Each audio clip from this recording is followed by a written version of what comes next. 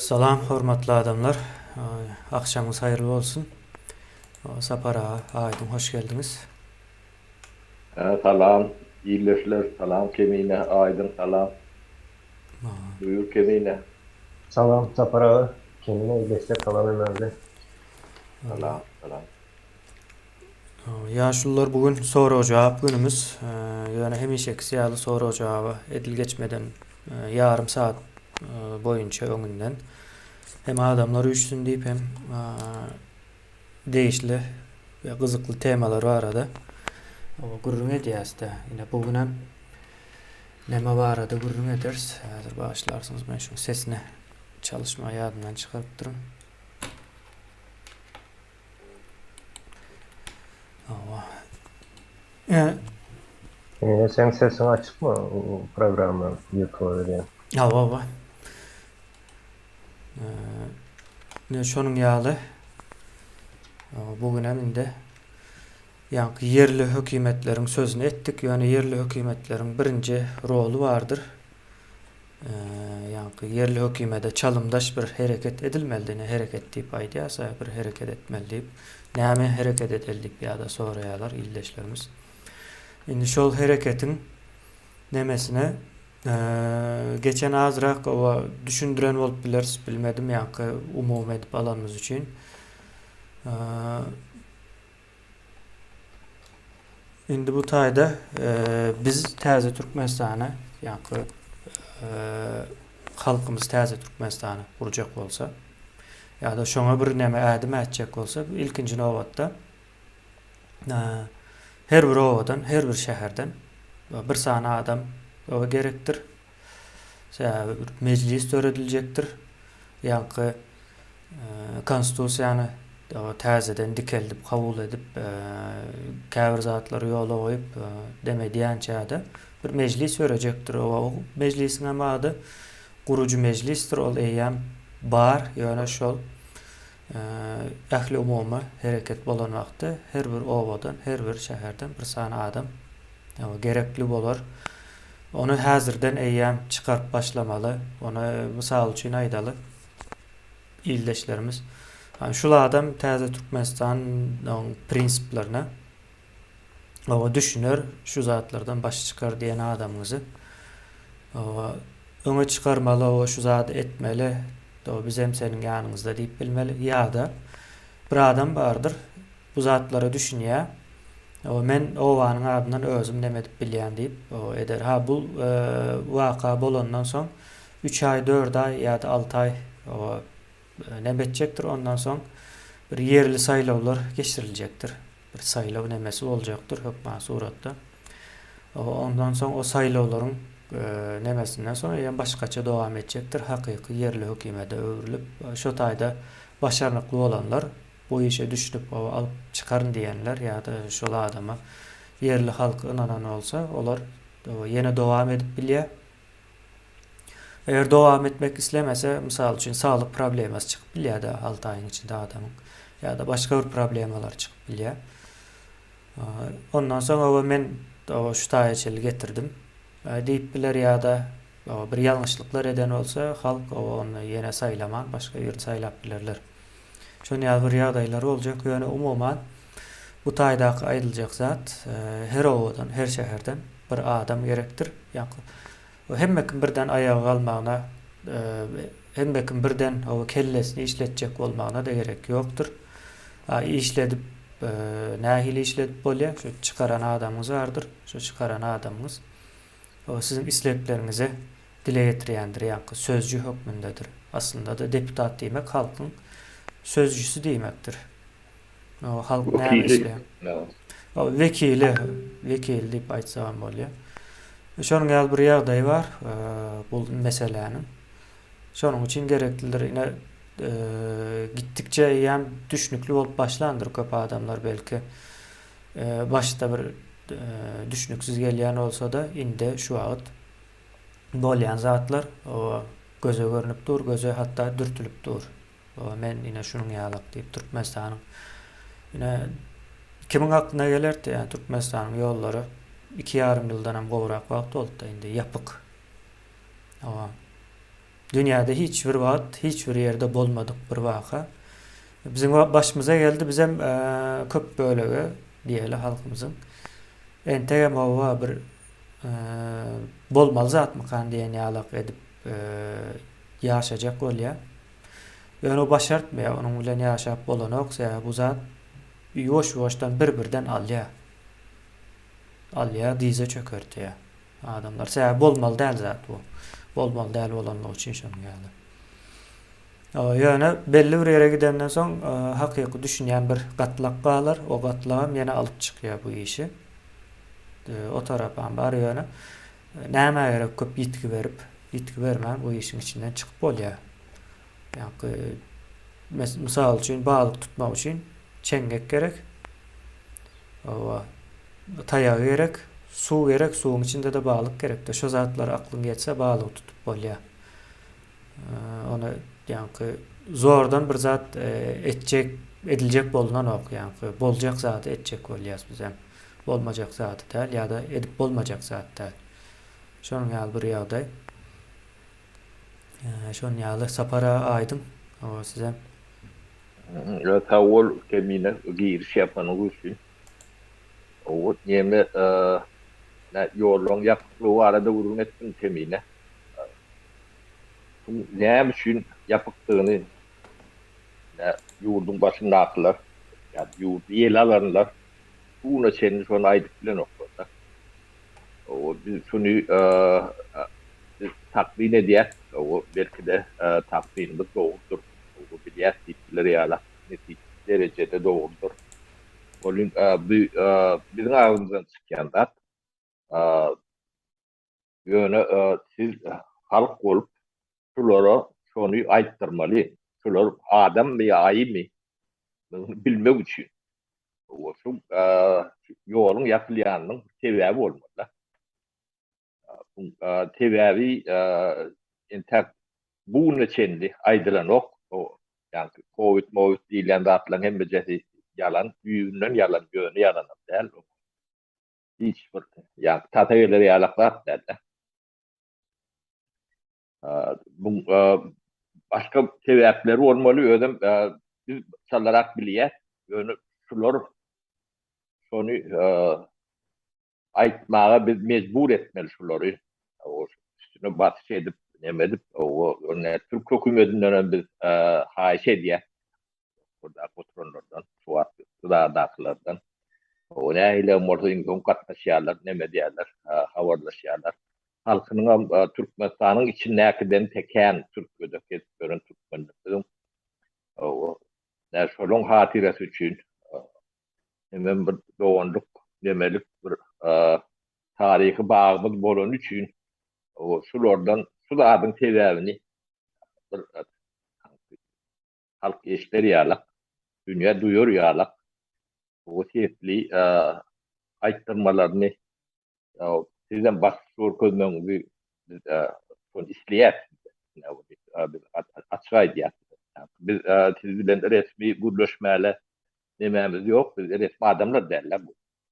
Nähile neme diýsem. Şoň üçin sizem diňleýäňiz bilýär.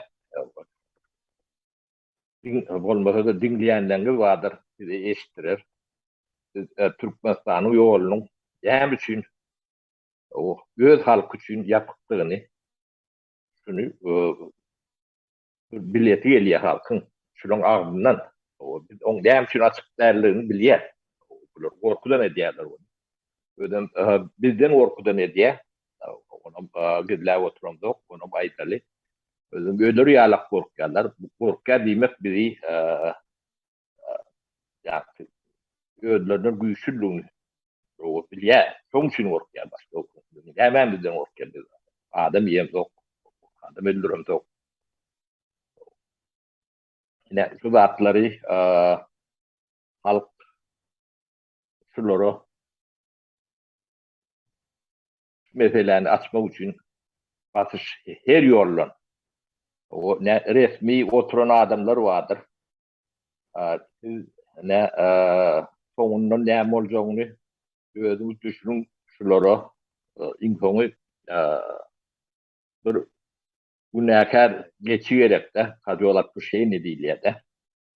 O sizi bu näkär geçi etme planlarynyň badyny bilýär. Bu haýyratladygyndan bilýär. Ýöne entäk biz bunu kän dile getiremiz ok. Şular özlerini halat etmek üçin sizin köpüýüňizi ýa-ni Gırgıçtan geçirermi diýäňiz? owa deme diýerler bu näkär geçedip şulary dırdyrmaň demesini etjek bolýarlar da şolary ýalak deme alýar biz. Ýöne bunu kendir dillendirip nemedem yok. O haýyratla etjek bolýanlaryny bilýär. Onun içinde özüňiz gelip görsüňiz özüňiz bizden has gowy bilmeli. Şolary ýalak neme bar. Onuň yerli hökümet barada kän buyruk etdik. Şu bir postsovet demesine ýeketek diýjegem ýalňyş bolmaz. O geçmeliliginiň demesi çıkalga. O bunu bizim goňşy döwletlerimizden düşünenligini biz ýogam dile getirdik Kazakstan. Ýa şunu açyk öz döwlet demesine aýdyp otýar. O desentralizasiýa. Merkezi güýji yerli demelere bermeli. Diýilen ýalak teatr reforma diýilen nemeler, retorikalary biz ýygy-ýygydan eşitip başlaýar. Bundan hatam demeder eşitip, yani goňşulardanam. Bizden näl biz bunu 2 ýyl kärmelem, 3-nji ýyl dolup gelýär-de, aýdyp gelýär. Olaram ya biz eşitýärler ýa aklym ýoly bir ne Özbekistanam şu uro eýem ýykylyp başlady. Arkasynda bu näkärin kimdiginem, indigi elektronoklar gorsetdigini bularym aýtmalyny jetaret tapdylar.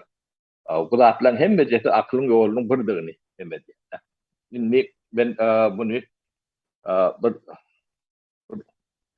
ýa pilot diýede ýokary uly kartinada ýa suratda düşünürjek bolaýyndan şu yerli hökümetler normal ýagdaýda işe duran wagty näşuwat 1 milyon halk taşyna iş o güýç dipdaşynda getdi. İşsizlikden çykýarlar da.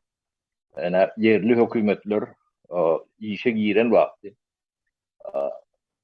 Türkmenistan'a iş yer ödem halameter yaptı. Vasıflı diýilýär-de. Kualifiýerinde. O intellektual neme iş yerleri açılmalı. Umumy ýan etkileri bilen 1 milyon ýarym iş yeri peýda bolmaly.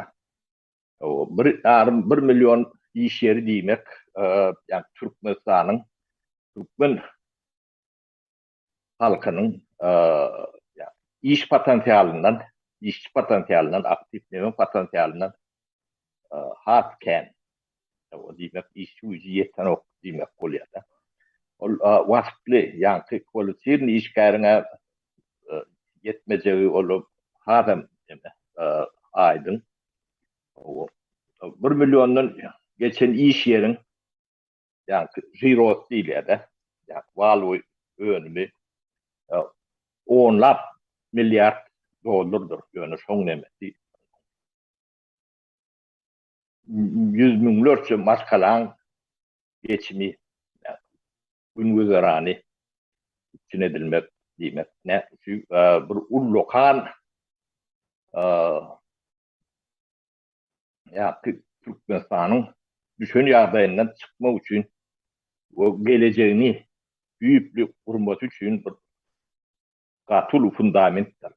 Ya makro derejesinde. Şunu doğru akıllı, bilimli, ilimli oturdup bilsek Türkmenistan dünyadaki öten devletlerin izinden haydi men yetmeye mümkünçülüğü var.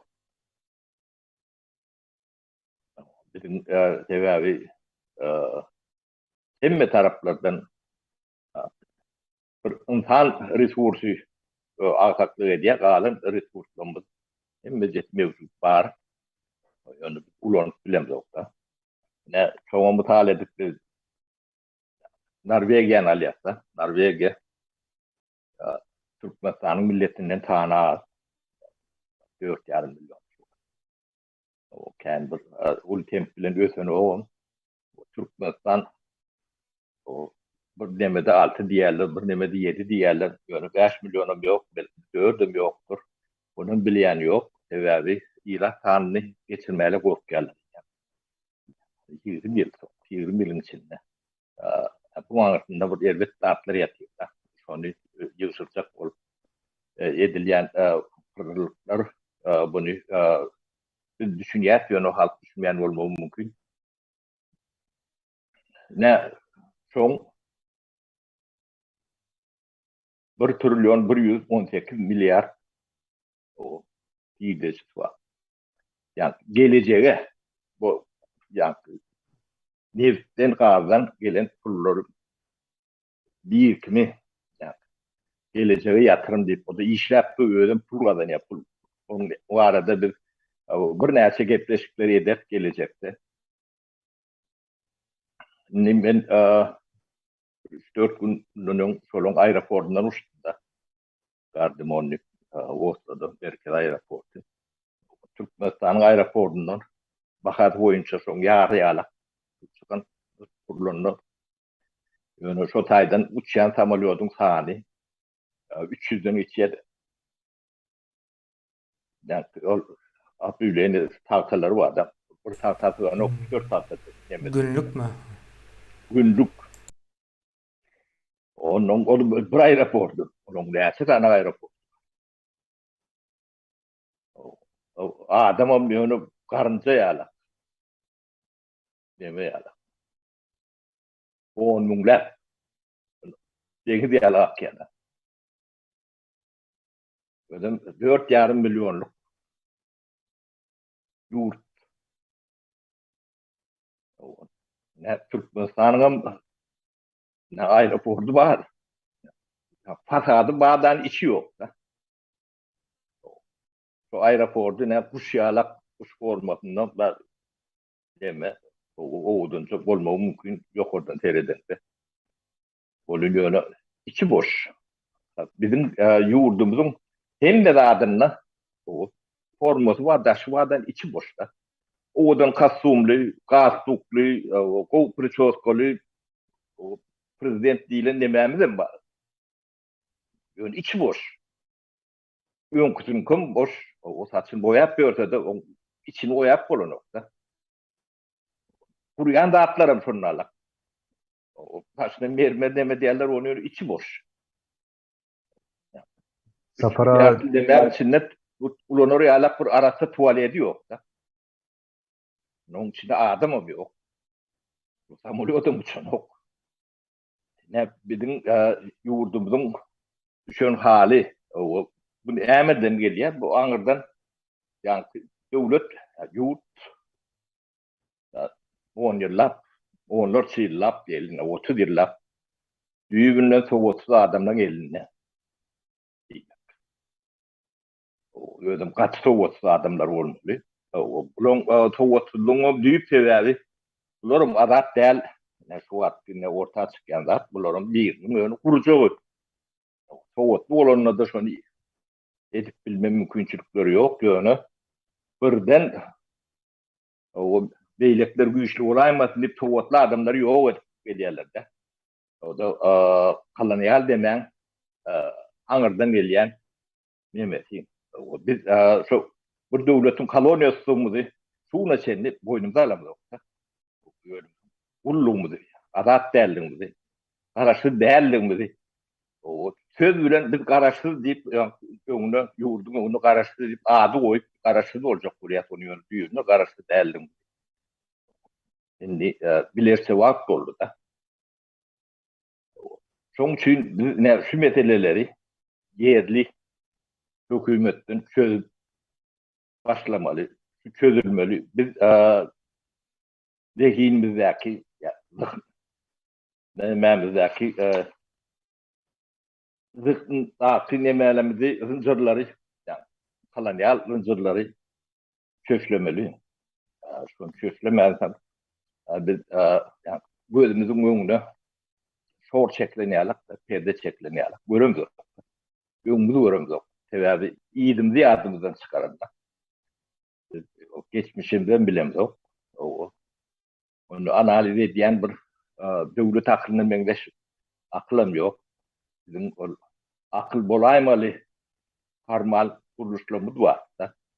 Onu darıttılar. Ulmanın statistikamız var. Dur analiz ederiyalak. Onu bir yok. Dönen adam yok. Cehalet. Ayrıca cehalet. İnstitutlarımız, üniversitelerimiz var yönü içi boş. Mazmunu boş. O çıkarayan kadrları ne Türkmenistan'ı şu yağdaya getirip bilen demede. Onun bunlara karşı görüşen güçlerine bunlar ödüller tayinleyen. Şunu kendi söylemde. O ödüller tayinleyenin ne mazmunu o düğüplü meselelere yeten orada. O düğüplü mesela yetmen 50. belki de 150. o meseleleri bile o halk meşgul ediyorlar da. Yani, oğru bilendirler. Mesele oğurlukta da değil. Mesele aklı yok etmek. Aklı yok eden de sizin bağlılığınızın ödedi yok.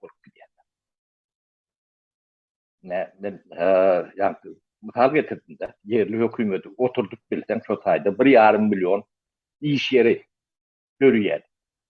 O şöyle iş yerine göre diyen hizmeti, önümü yüzler çevirdi. Milyar nimesi var. Bakası var. Ne akıl çok. O milyon adama yani 1,5 milyon adama iş üpçün edip o da çöreğini ünlü göklerin o geleceğini kurap bilen adamlar olanına ullokan kaptırar. Bu dünyayı bilen bağlılar, gaz bilen bağlılar, akıl bilen bağlılar. Özüm o hizmet. Yani yaşayışın eşiretli olur ya. O sağlığın o garantiyan aşağında, geleceğin tempiyan garantiyan aşağında olması için olur ne da. Ne? Aklın ediyen daha bir şey. Yani bunlar ne ettiler? Bunlar çok akıllı. Yok ettiler. Yunum lokan yok, yunum anırdan yok edip gelmeyenler. Yunum şu elekte yönü, öğülerine gelerini kaldırdılar da kaldırdı, kırdılar. Özüm şular yalak, yani öğünük diyelim bunları. Başka da diyelim. Bunun adına o doğru koymak kıyın. Sebebi bu nakiyatan ceza yemek güne kataylı işte. Bir milletin geleceği yok ediliyor. Elleri ülen. Gözlerim çok koşup koşuyorlar. O biri yaşmanat kazanyan nive diye. Biri meşhurunun avraya alyan nive diyenim var. Ben beylekiden kovu yaşayan zatları eden için veya şunun morta deyip şunun için diye. Yani hem de zat nemeden de bir ucuz zat yitirilen da fiyatlarda deneştirendi. Sehelce zat şu sehelce da öz halkın yok etmeyene tayin olur bir ömrümüzde doğru güç diye yalan derler. Bir terkelçilik var. Şunu biz ortadan ayırmak. Bunu ayırma uçuyla beynimizdeki yani kolonyal hınzırları sonu çökmeli, çökülmeli. Düşünce bile gitmek. Biz bir devletin kolonyası özüm in bir yeni örülen kolonyası bunu düşünmeli, ama adını doğru koymalı. Ne yapacak? Bunu tıpaçı verip başka dağıtlara demek. Sotayık suunun şu hakkı devletin başında diyen adamlar çoğuna hizmet edip diyor. Bu hiç tutanmatam gereken gününü görmüş durumda. Ne, şu an Ukrayna'yla urşilik duvalına demede dünya kevölünde ortadan tarafında adam kalmadı. Türkmenistan öyle tercihten kalan. Gidilip buluna var. Kör olmasa on. Kör bulayım da görmeyelim. Dedi. Lokul ediştik. Biz Solatlara da düşmeyecek olup o kellerini kumma sokup sırtından yok olup kaldırıp Pravut bir yerlerde yokuşuyarak yardayda yaşamak. Çok için Solatları biz düşündürüyor. Sizin düşünüp çağalanız geleceğini siz vurmalı. Yerli hükümet deyiniz. Siz öz uğraşımızı dikeltmeli. Dinin programı ilk fiyat öz uğraşımız. Yerinizde öz oğlanız sen oğlan, sen öyünü in yakı diyere. Sen öyünden çıkan son çok oğlan köçetinden öğrenmeli olacaktı. Çok köçe palçık olsa den geçip bilen o. Çağalan fotoğrafını oku gidip bilen o. İn bär. Gelinin ya ayal maskalan biri gurulu olanında da şu çağa doğrunda skorpom şiir bilen o fotoğraf. Evet. Yol kışmakta. Fotoğraflar Köp tezede olan çağlanan ölgen yeri Türkmenistan. o. Böyle dünyada imkan öleyen yer. Yok. Ben böyle elementarını sizin düşünüp bilecek mıtarlarınızdan demedi yani. Düşündür yani. Anlatına kalktan anlat. Bu da haklı. Yok. Kulağı eşkeriyalakta düşünen adama bunu dinlemem bile. Sapara Ya sen sol yankı faktör var. Yani fakt var. Bäwekleň iň köp ölýän yeri Türkmenistan. Yani bu hakykatdyr. Dürli çeşmelerden barlap görün dünýede. Bu eýen bir toplum, eger ol toplum azat bir toplum bolsa, şol toplumyň bu zatlary iň bolmanda näme üçin beýle bolýar diýip soraw bermäne yeterli bir fakt mı kalýar? millet yok bolup gidiyor. Çağı ölmek Yani tarih doğuyan karnına kern olsa millet yok bolup tamam öz çağın yankı ya başka bir yerin çağısı da öyle. Öz çağımız. Gomşindir beylekidir ya da son sen çağına bolup bilir ne için yine hayran alayım. Yani ayağa kalın değilen ok berde. Şu hemen üstünde işlep oluyor. Öğrenip oluyor. Ne için değil oluyor. Problemalar son yüze çıkıp başlıyor. Öğrenmesen ay boluptur bolca iş borlay diysen çağır da o yerde o ne borlay oluyor. gündeme çıkmalı. Aydın gündeme çıkmasa mesela şu problemi yok deyip yani ademin zihni sonu yok deyip kabul ediyor. Yani patsazlanıyor. Gündeme misal için o aydılmağı ya da şol yankı researchlere ekrana versen, çeşmeleri görketsen, şuları sunyalı edecek. Sonra özünden barlap bilersin, hasatlap ya da daşta öğrenden adam sanı bir barlap bilersiniz. Yankı 3 yaş neçe, 5 yaş neçe, ölüyenler, 10 yaş neçe, ölüyenler deyip adam sanının yaşı. Yine bu ölüm gurur ne diyeceğiz? Çağlan ölümü kat ervettir zattır. En atası için, yakınlar için. Millet için hem ervet bir zat çağlan ölümü. Yani şov arka, şov üstünden atlar geçip pasport diyenizde. Bolman geçti o pasportun. Yani birinci o meselenin çözersin. Çağı ölü otayıp, sen hem pasport deyip orta çıkacaksın. Yine yani kısa paranın 50. meselesi diyen yeri sonunda yatıyor. Yani bizim gündem etken vakalarımızın katı yükleş. Tersinlemeleri var. Temadan uzaklaşmalı. Ben söz alıp bilen Allığı yiyen verdik. Neme aydın hiç. Nemesi yok bu. o demokrata sonra o Özlerine. yankı yollar var arada sapara yollar ne için çıkıp aydan ok ne için yaptıklarını ne çıkacaksa sorayan adam yok. Son içine aydan ok. Yani sonra olmasa aydılmayan. Hiç kim soran ok. Yani bilet almana varyan nem için yok. Misal için bir adam öz için sorap biler. Nem için yollar yapıp. Son ikinci sorar, üçüncü sorar. Cevap versin vermesin değil. Sorama borcunu yerine yetip bilen mi bilen yok mu? Yani soramayan olsun aytma hevesi döremez o karşı tarafta da. İkinciden hem yankı näme diýdiňiz da hem zadyň daşdan owadan edip burýalar ýöne içi boş diýeniz. Olam bilemek bizim mentalitet şoň ýalyragan bolup biler. Talap şomukar diýen Türkmenistanda. Sebäbi içini näme soraýar bir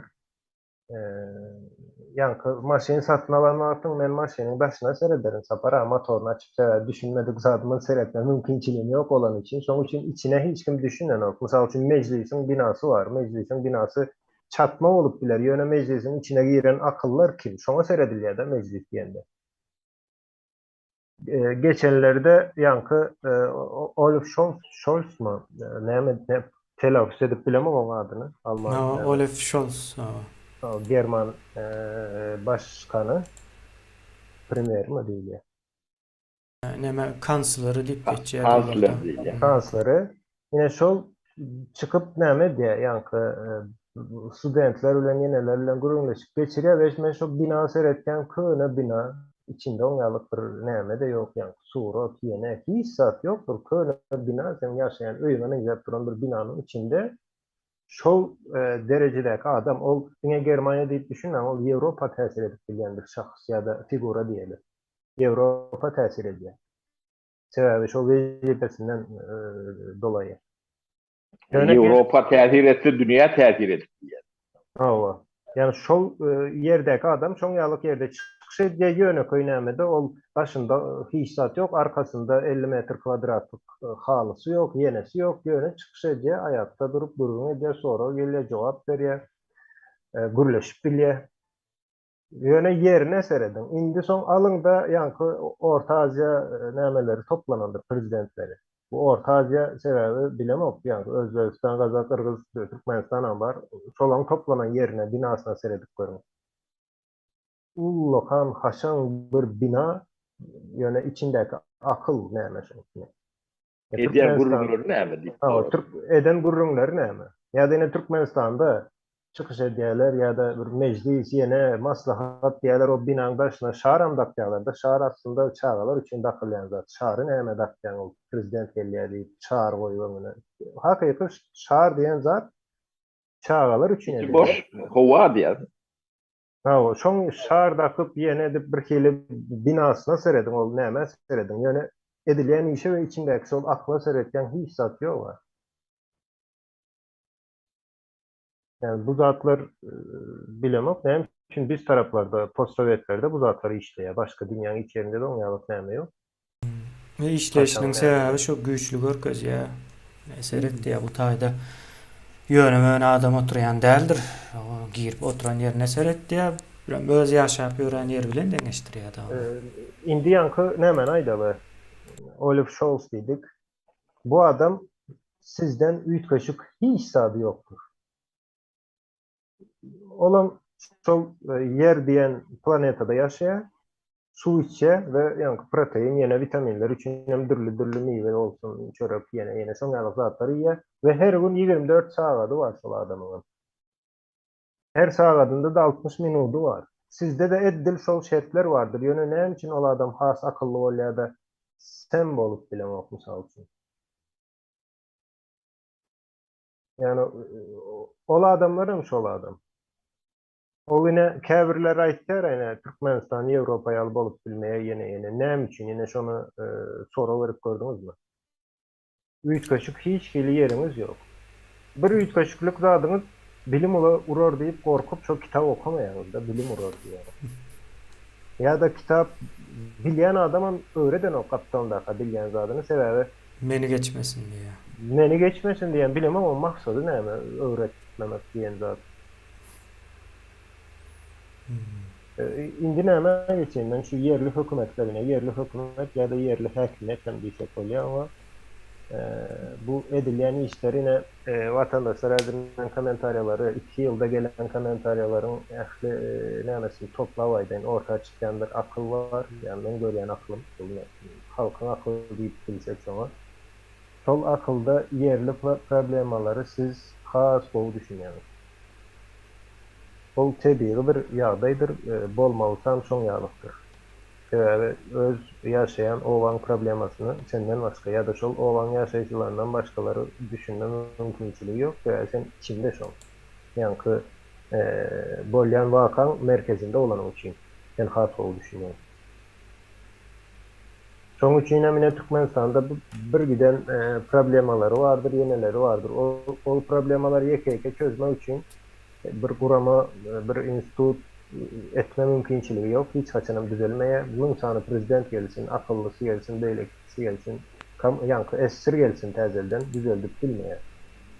Mümkin-de. Ýoksa düzelder 70 ýyl wagt boldy esir. Düzeldip bilenlerdi, mümkin-de. Şoň üçin yerli problemany yerinde çözülýär. Yerliler tarapyndan çözülýär.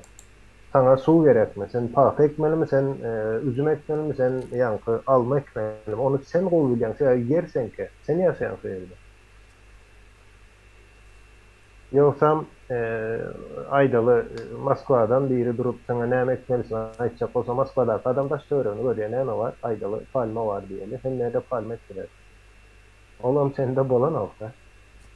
O bu näkärem soň Göjegrekdir ýa-da ketmeme aýdyň näfözüň agdyňyza Khrushchev diýip bir dememiz boldy. Göjegrekdir ýerlerde. Onu ekmedige de näme diýýärdi bilýän? Bu şeýit illi saşat diýýärdi.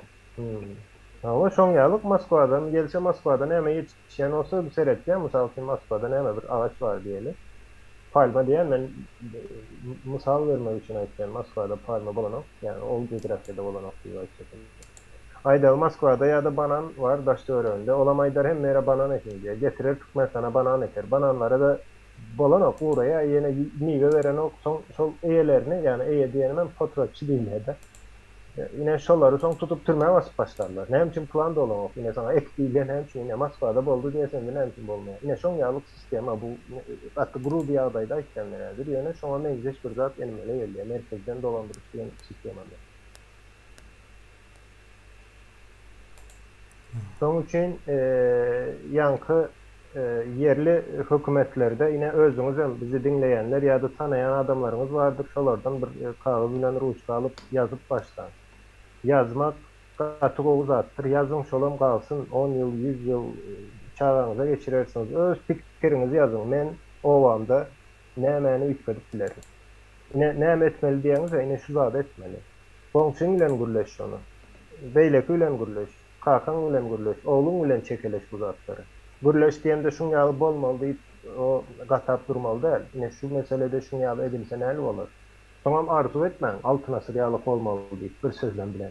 Ýok, ediljek iş näme? Ýöneköy bir zat aýdan owanda aýdaly çağalaryň eýitim sistemasy owu däl. Çağalar dogry bilim alyp bilen ok, mysal üçin. Sebäbi belli zat ine 130 ýyldan beri Türkmeniň içinde bir sanak matum bolup çykan ok. Näme üçin? Ya da dünya belli olan injiner çıkanok, doktor çıkanok näme üçin? Bu ýerde bir problema var diýip sorak berýäňiz. Soň owamda näme problema bar? Çağalara garşy edilýän bilýänler bar. Bizim daşary ýolda çykyp baransyňyz, belki käzirin ýanky pedagogiyanyň içine girensiňiz, nämeligini bilýärsiňiz, psihologiýa bilýänler bardyr. Ine şu ýerde siz öz owaňyzda problemalary ýazyp başlaýaňyz. Soňam şonu daş töwereňiz bilen çekeleşip başlaýaňyz. Çekeleşmek ýanky aslında research hem diýilýär. Bir adam bilen araştırmadan deyilip biler. Öz fikirlerini aydanda da şolan bir ýanky araştırma bolýar. Research bolýar. Ine şol işe edip başlaýaňyz welin köp zady bu ýöneköy bir işdir, ýöne gaty uly siziň zehniňizi we beýniňizi açjak bir zat. Soň ine şol wagt aýdyp başlarsyňyz, dogrudan bize merkez näme üçin gerek? Mysal üçin öz owaňdaky su problemasyny su diýeni, ýanky öz owaňyzdaky kanalizasiýanyň niýden geçip niýerlere nädip aktyryp bolýanyny çözmek üçin merkez näme üçin gerek? Siz özüňiz näme edip bilýäňiz? 18 ýaşynda dolduran adam eýem şu zatdan pikir edip bilýän adam diýler. Ine şol düşünjeler dörep başlan soň Ve şolar soň ol bağlanyp başlar bir bilen gat-gatdan da owaň nämedir ol gurrun etmek. Bu zatlar size cinayetçi eden o. Cinayetçi eden o.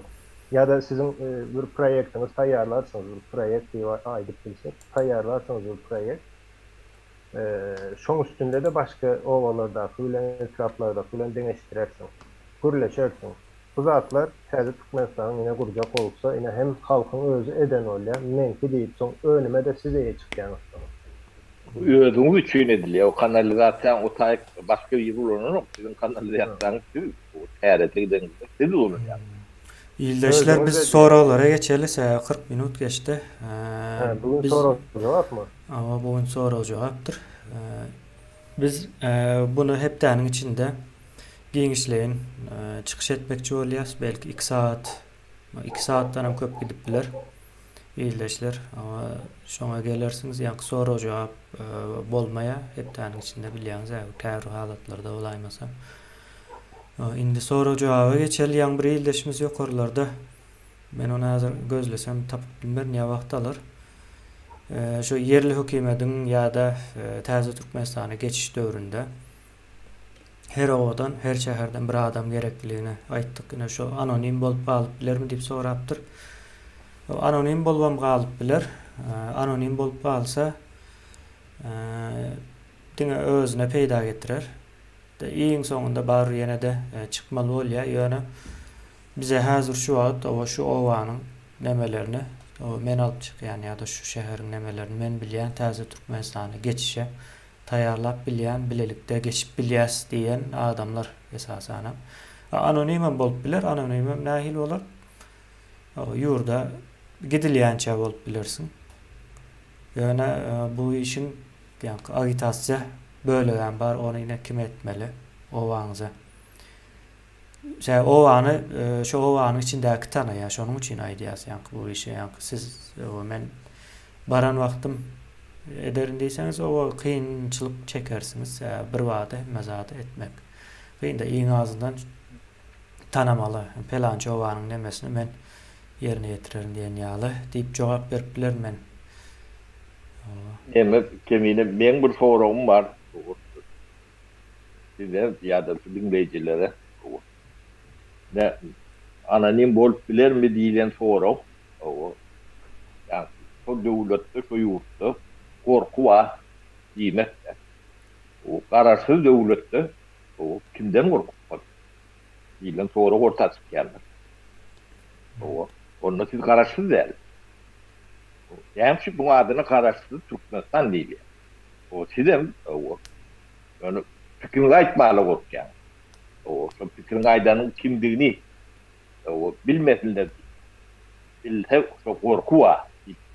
Neme wada. Bunu ekrana çıkıp owa ýöretmeňiz hökman dälmi kendi ýa-ni? O ýön biz üçün diýme anonim bolanyň hiç neme zat ýok. Ýöne ben şu anonim sözüň aňyrtynda gorkun wardyr. Adamlarda. İşi soňuna çelle alyp barmajakdy. O şu duýgy hem üçün neme gelelini ýa-ni faktlara real göz bilen bakmalar. Adamlar näme korkdy. Şu ýurtda gorkun wardyr fikretler. Gidilen bäl. O näme üçün gorku var şu ýurt. Näme üçün adamlar öz hökümetine gorkýar. Ýa ele şu taýda. Näme üçün? Sebäp bolmaly. Şunu düşündirip bermeli bize. Bu arada möjek barmy, aýy barmy, maýmyn barmy, kim bar? Nämeden gorkdy? Ýollar var. O öz ýurdunda, öz derdini aýtmaly adamlar gorkýar. O kim gorkup bilýär? O näme üçin gorkýar? O özüm bu döwlet garaşsyz diýär, asmanymyza arapda diýär. O terdesi şol. Hakikaten men gorkýan diýär. Näme üçin beýle? Ýa soforolog bizni çözümli tapmaly. O adamlar. Ne şol beýnimizde oturun. O kolonyal zınjır şolar. O sidi şeyle bir bağlattırlar. Yani yerdiňiz aýtmaly gorkurýarlar. O ýene de bir kolony däl ýa-da. Bu ilk gorsuwlet bardy. Şoň bilen dost. Yerdiň aýtmaly da gorkýan görür. Hem de bir wagtda bolýan da. Sapara, o mesele indi yankı kriz management bolýan. O kriz Yine management. şonu siz gatyga bilýäňiz we gorkuýny näde bolanmagynyň nämesi mende bar diýeň. İşleýär soň üstünde, hatda gorkuzmagyndan isleýänmen. Dogry ine açyk aýdaýyn. Halkyň näme çeken gorkuzulsa, şonça işiň aňsatlaşjagyny bilýän, ol işiň nämedigini men aýtjaklar. Şoň üçin gorkuýnam, ýani men pikirimçe häzir ol milli halas edişde işlenýär o tema ýöne milli halas ediş üçin indi tapady ýokmu kadýan gorksun, gorkmasyn näme belli, ýol belli. Onam instrument hukmunda ulanyp bolýar. Ýani ne diýjek bolýan zadym. Korkanlara. Bahana da bahana keşlik bolýar, soňra bahanany başga tarapa da gönüp durup bolýar da. Yok, ol bahanada näme üçin var? Yankı sapara bir soru veren wagtyň jogabyny bilmeseň, bilmeýän diýmek türkmen üçin öz-özüni kemsitmekdir. Bilmeýän bolsa da. Bilmeýän olsa da men bilemok diýip aýdyp bilmeýär bir türkmen hiç gaçanam. Şol siz türkmen diýmeýin, bagyşsaň türkmende däl ol türkmen aslında oňalyk bir mentalitet näme däl ýöne. Orson yani komünizmin yetiştirip giden nämesi sebäbi komünizm ikilikçi, beşlikçi diýip aýyrda mektebiň beren psikologik travmasy ol duýdansak da. Ýa-da ýanky çağalarda aýrymçylyk edilýär da, çağa baha goýmak atýa unsur zatdyr. Belli bir ýaş içinde. Ýöne ikilikçi diýip muallimler gön aýdyp bilýär. Sebäbi muallimlere de şol öwredilýär. Ol hiç kimin habary ýok edgen funksiýasyndan. Muallimler, direktor, ýanky professor, ýene näme atlar bar. Olaryň hiç haýsy habary ýok. Ýokardaky mehanizm soňalyk düzülen olar ikilikçi ýene diýip nämetde ýöne ikilikçi olmak elbet zatyndan özüne bir ikilik alýan sapaklaryň gatykendi. Ya bir sapa okasın gelen o bilen o ikilik kaldın bilmenliğin için elbet zaten. Men islemek mesela men aydımçı oluyor ama ne mesela o matematikandan integralından ya da böyle ki matrix'ından bana ne ya. Men aydım açacak. Aydım hemen sesimin integralı sere düzeltecek. Yani şoň üçin hem bu ýöne şol ulanyldy çağalaryň hemmesinde. Bu psikologiýadan geçen adam düşüncesi olmasa men goşulamak diýen hem üçin gorkýan diýen. Aslında gorkýanda men goşulamak sebäbi bilemek diýen. Yani doğru sözlem soňaly kurulmaly. Evet, aydın. Ne kulaktan hem de dedi. Kıyıska kessek, sorulara geçsek. O kıyıska keseyin, ne şu miras kemine, kıyıska keseyin. 130 yıl kalarlayan demeden kalan miras adam değeri nollilerde. Adam hiç farklı. Sakletin yokluğu tutmaklarında. Kalan demeden kalan miras. Düşünce miras. O adamın değeri yok. Son çünkü bir tilansığım yoktur. Ölden var bir ölmene gömüye bolmasa taşlayarlar. Cehezin yemesine hiç olmuyor noktur. O son 30 yıllar ağırtla avraylı o devlete şu halka hizmet eden adamlar ölçülendirler. Birinin nekrologu sıktım kadiyette yazmada. O nemat bilen resmi demede. O at tuturan yer var mı? Yok. Evet hiç katta. Ne şu miras vardı. Bu katı ağır miras. O biz Sapara häsiýet hökmünde miras. Bir häsiýet hökmünde miras. Yemez zekim. Niyet diýdi. Ben kemine ýene bir tragediýany aýdaýyn.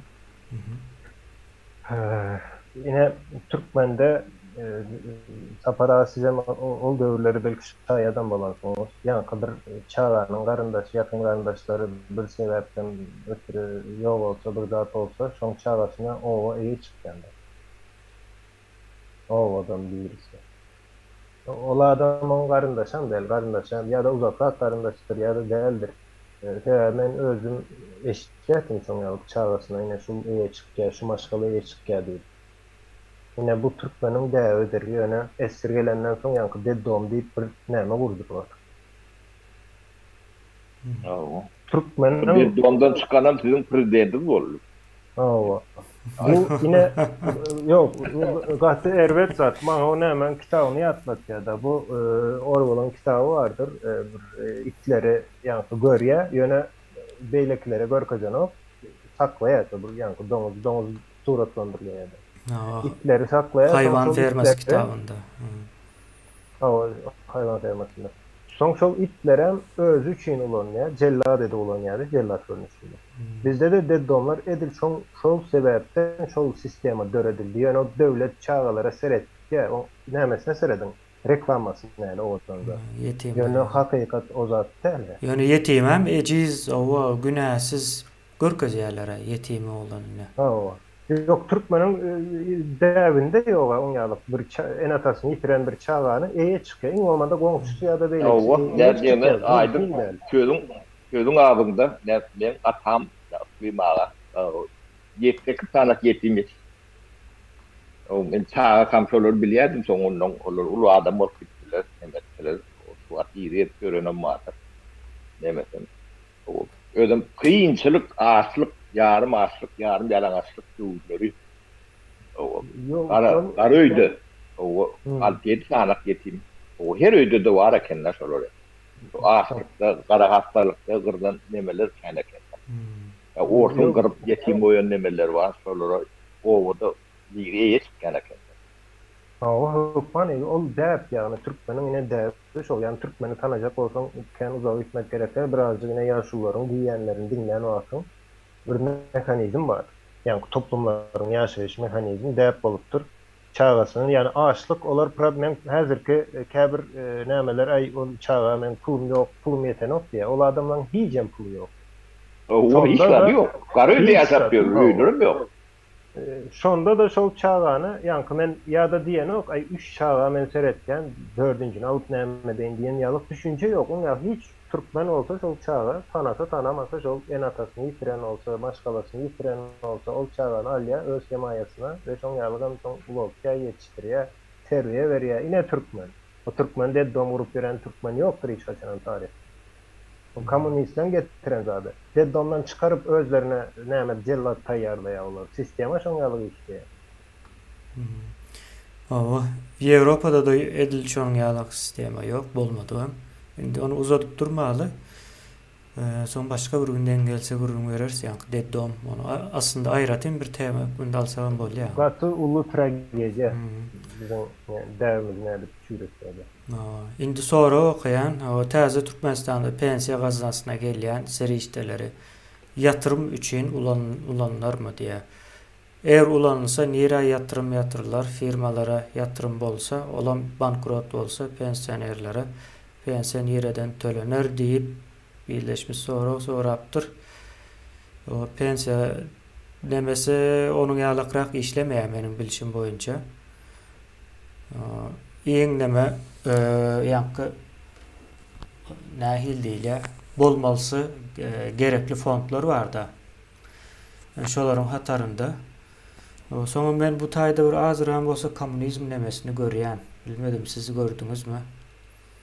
Kemine pensiýonly fond göne ýa-ni döwlete baglydyr. Hatda hedge fond diýip hasaplanýar. Hedge fond olanda näme bolýar? Yani garantiyasyny döwlet berýär diýip. O hem garantiyaly hem istendik bir ykdysadyýetde ýa-ni turbulens nämeler bolan ýagdaýynda da pul var, firmalar ätiýaşlyk fondy. O şol pensiýonly fonda pullaryny park etmek diýilýär. Belli bir wagtda sen park edip bilýärler. Pensiýonly fondyň işleýiş sistemasy döwlet fondlara meňzemeýär. Yani o yerde näme diýip pikir etmäň. pul böyle käbir fondlar vardır. Pul gatı ağır akyandır. Yani pensionlu fond senden yankı gelen naloglary o gününde izine yine uğratıyor. Yankı halktan geliyor, halka uğratıyor. O dönüp duran nemedir. Yatıp nemedip duran yankı investisiya edilip durulan neme O däl ol. nemeleri düğünden başka değil. Onun formulaları diyeyin ya da model başka model. Yani banka pul koyup sonra yani pensiyada fikir etmem. Ben pensiyonu hazır yatırıyan. O pulgu araşıyor. Bana şu yerde sonra prosenti işleyen. Sonra belli bir yıldan sonra ben şolda yatıran pulumu alyan deyip. O bankın sisteması. Bankın fondlarıdır. Yöne pensiyon fond yine düğünden başka değil işleyen devletin koruğundadır.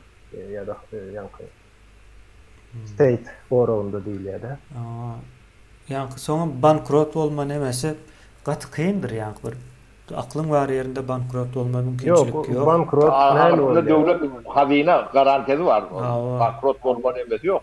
Yok, onam düşündireli kemine bankrot olmak için yine näme aýdyn yankı financial management'ta bir zat var. Bankrot nädip bolýan?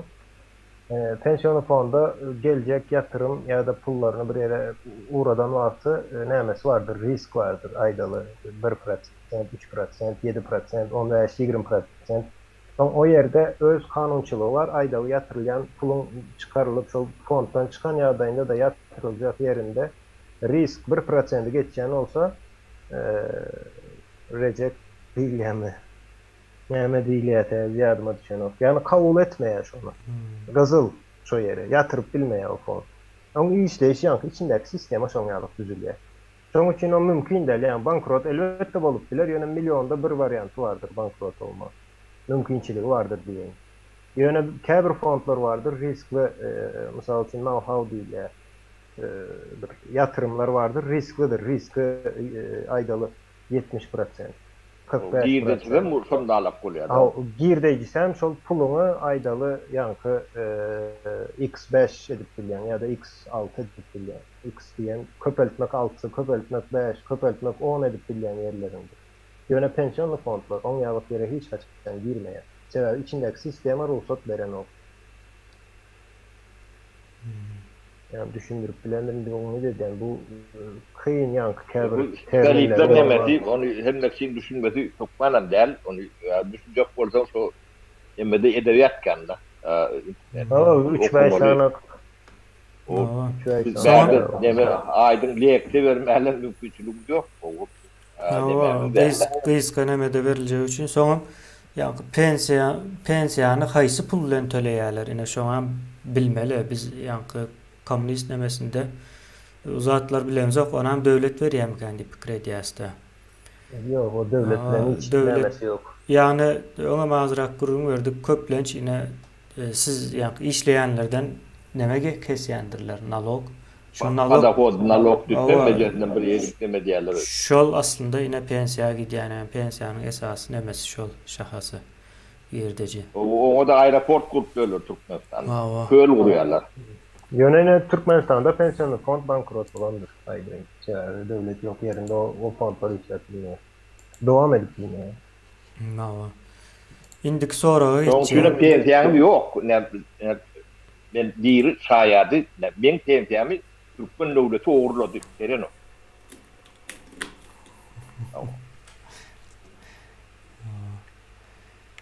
indi Hakykatda şeyler. O sonra hataly berilen. Süýetden pensiyon fondu şolary hataly beren. Jogap. Safara o Moskva'yı veren olsan belki seredilerdi. indik soragy etjän. Eger Katar ýaly baý döwlet bolsa diýe täze Türkmenistanda iň pes aýlyk näçe bolar diýip sorapdyr ildeşimiz. Owa. Ama jogap berip Ben kısaca cevap vereyim. Aha. Kim vatandaş birinci sorun için sağ ol. İkinciden çok temanı öğrenmem için yine Türkiye'de yanlışmasam Türkiye'nin sana veren memesi ol. Asgari diğer Türkçe'de. Asgari ücret. Bu zat karavazlar değildir. Asgari ücret bir yerde devlet tarafından, siyasetçi tarafından aydırlayan, belirlenen olsa bu karavazlardır. O yanlış sistemadır. Sen alacak pulunu dine sen kestik yaptılar. näçe Başka biri işlejenni. Hava. senin kabiliyetine göre yöne şoň üçin köp döwletde ortaça aýlyk diýip näme dilýär? Hasap O edilýär. tagatlyk demeleri var. O da Sağ ol. kualifikatları böyle. Öz nämeňe göre bolýar. Yöne asgari diýip Türkiýede ulanýarlar, yöne gaçýarlyk sistema ýene Türkiýede ýakynda belki ol nämeden çykar ýa-da şol düşünjeden hem çykar. Ýalňyş bir zat, önümçiligiň öňüne geçýän bir zat gaty elbet iqtisadiýete täsiri bar o. Ona menden öwrenmäň ýalňyş bolar, ýa-ni literaturalar bardyr, okarsyň, görersiň, araşdyrarsyň ýa-ni. Ve umuman bazar belli ya aylığı. O yani siyasat bellemeli değil. Siyasat O bellese. demek yankı aylık soğrayan yigit işverene mortilliyede. Sen işkärine ne söyleyecek. Sonra o var. Onam Aga sen da var. tespitlen o. Özüňe iş berýän, ýöne iş veren sen olup durýan we aýlygyň, mysal üçin sana ýa siýasatçyga 5000 manat aýlyk berdi. Sen hem aýtjan men 5000 aýlyk bersem önümimi 5 manada satjan, ondan soň 10 manada satmaly diýip gymmatlatjan. Onam döwlet çykýar gymmatlatma bulary diýe alyp bilen ok diýip arzanlat diýe. Näme etjan? Ýapjan, iş ýerini ýapjan, bir topar adam iki ortada ýa-ni iň az aýlyk meselesinden müňlerçe, milyonlarça adam işsiz ýa. Bu hakykat O senin geday o da geday. İki tane geday oluyor. Türkiye hazır şu zady ýaşap yapıyor. Yine canlı görüp dursa Türkiye şoňa tarap gidip bar ya az aldı. Şoňa ýagdaý var. Soňa bu Katar ýaly baý döwlet bolmaz. Biz Norwegiýa ýalak baý döwlet bolan. Näme üçin Katar ýaly baý bolaly? Olan bir näme. Ya Niyazowyň Katar nemesi bizim köplerimiziň awaý hem kellämiz aklymyza singen bolmaly da. Türkiýede de şonuň ýaly, ýa-ni Türkiýede de sapara o Katar baý ýurt diýip geçýärdi halkyň arasynda da. Olam ýa täsir edýär bizim halkymyza da. Türkiýede de aýdan ok Norwegiýa ýalak, ýa Norwegiýanyň 1 trillionyň üstünde nemesi var. Ýa-ni hiç elinde girmeýän fondu var. O da yankı devletten gazdan alan pulunun kendi pulu kazanıyor. Mawa. Onu indiki nemede çıkışımızda hep daha içinde edecek çıkışımızda giyinişlerini nem ederiz. Tema kızıklı tema olacak. Son bir illeşme soraptır go bir soru. O Türkmenistan bilen Ýewropa näme üçin gaz şertnamasyny eden ok diýär. Ya illeşler garaşsyz bolmaly. Onun için o iň gysga jogaby şol garaşsyz bolmaly. Ýöne şu soruň jogaby bir kitapda var. O kitabam uly ýa-ni küç tahtası diýerler. Ulu küç tahtası diýip kitap var. Yazsanız çıkar İngilizcesi Grand Chessboard diýip geçýär. The Grand. Şu an okasanız şu an yazan nemesi kitabı illeşler o taýda yazýar. Yani gatty çylşyrymly bir ýagdaý var. Ýewropada isleýär. Şu Kaspy deňiziniň resurslaryny satyn almak isleýär. Almak däl, ýalňyş düşünmä. Sömürmek däl, satyn almak isleýär. Hakyky manyda. Şonuň üçin hem Azerbaýjana sessiz bolsa da kömek etdiler. Bunyň manysyny düşünberim. Azerbaýjan newtini ikisi kaldırdı. Ýewropa satýan newtini kaldırdı. Şonuň üçin hem ýine ösen demokratik ýurtlar Türkmenistanda häzirki rejim islanok, bizim teklif edýän rejimimizi isleýärler. Bulan bir hakykat buna. O köpler düşünme. Beýdiğime kemine Ýewropa isleýän diýip çykar. Yok, demokratik ýurtlar diýip aýtdym men şonuň üçin. Ya demokratik ýurtlar şonuň ýaly nemesleýär. Bizim ýa teklif edýän rejimimizi. O akly bilen işleşmek isleýärler. Sebebi Türkmenistan'dan gaz almak için köp öňem işler alıp bardylar. Ýa-ni Niýazow Ors bilen ulaşyp bilmediler. Ne onu aýtdym. Şu Ors bilen ulaşyp bilmeýärlerse Orsuň diýenine ýa-ni men Orsagym sesini çıkarmadı. Menem hiç zat bilemok diýärdi. Niýazowyň o gulagyndan çekdiler. Ukraina bilen gaz alışverişine edip başlan wagty. Ýene şoň ýaly näme bolýar bu işler. Umuman şu soruň artykmaçy bilen jogaby şu kitabyň içinde. okusanız neme olur? Yani strateji kitabı, yani geopolitika kitabı aslında. Fatih Oğuz Sorov, ne şu Sorov'u in olmanda 40% Türkmen halkı, 40% şu Sorov'u kellesinde ya da özüne berip bilse, Ama biz bugünlere düşmeli değil aydı. Biz hep çıkmalı mümkün değil değil. ekrana. Yok mümkün değil. Hı. Bizim yani okulumuz, okul zaman bir araştırma yine son yalı işlerinden içeride veren olacak. Hı. Fatih Oğuz Sorov, kimyadan olsa da aklına sağlık diyelim. Hı. Doğru zat bu hakiki görünüyor doğru. Ne için bu gazda dördüncü yer diyen özellikle yine Avrupa ne için gaz satın olsun. Doğru soru o da. Edil. Nava yani Onun sebebi yine şu o garaşsız değil. Garaşsız olsun satarsın hakkını. yo biz özümüz satıp bilemiz ok. Yani ervet tarafı şol. Yani Avrupa'da en önemli bazar illeşler. Avrupa yalak şu an yani mesela Xitay'a yalandır. Kim var başka? Başka da bir üyüt köşük bir neme yok. Yine şu kitabın içinde yaz ya da ildeşler böyle aytıp bereyim. Türkmenistan gazını diye ilk başlarda Avrupa satmak istedi. O son İran'ın üstü bilen o çıkarmak istedi. Gazını yani soğuklandırılan şekilde olsa da çıkarmak istedi. Yöne başarıp bilmedi diye. Orta Asya'da satan halatında ya 60% arzan alıyor diye ya da hiç haçanın pulunu alıp bilmedi diye. Son kitap yazılan vakti şol dövrlerde İran ile sövdalışacak olup veren vaatlarda yöne İran'a edilmiş oluyor da döretti de yani Türkmenistan'dan gaz aldı. Alan gazlarının pulunu vermedi. Şu an İran şu an çelliğine veren o. Yani iyileşler en önemli bazılar Türkmenistan için Avrupa'dır. Avrupa'da şu an şunun kapısını açacağı yine Azerbaycan'ın üstü bilen açacağı. Azerbaycan Avrupa için açar siyasatıdır. Bu yani dine Türkmenistan'ın gaz değil, Kazakistan'ın kam çıkacak şu taydan. Ya o Türkmenistan bu arada tez çıkan o. Ya Kazakistan da hem hareket etti. Azerbaycan'ın üstünden o Yo, yemesi eksport amalaşacak diye. Azerbaycan'a büyük belirlenmeyen kesitini. O indi sapara indi şu sebep bilen ina Kazakistan'ım o hazır bizim hödürleyen rejimimiz isliye. Özbekistan'ım şonu isliye. O tarapan bar dine bizim gazımızı satın almak isteyen demokratik yurtlar değil, demokratikleşecek olan yurtlarım şonu isliye. Yani yalnız şu an hazırki o terör rejimi yalnız kıynansak da bizim peydamıza yöne onların kıynancına.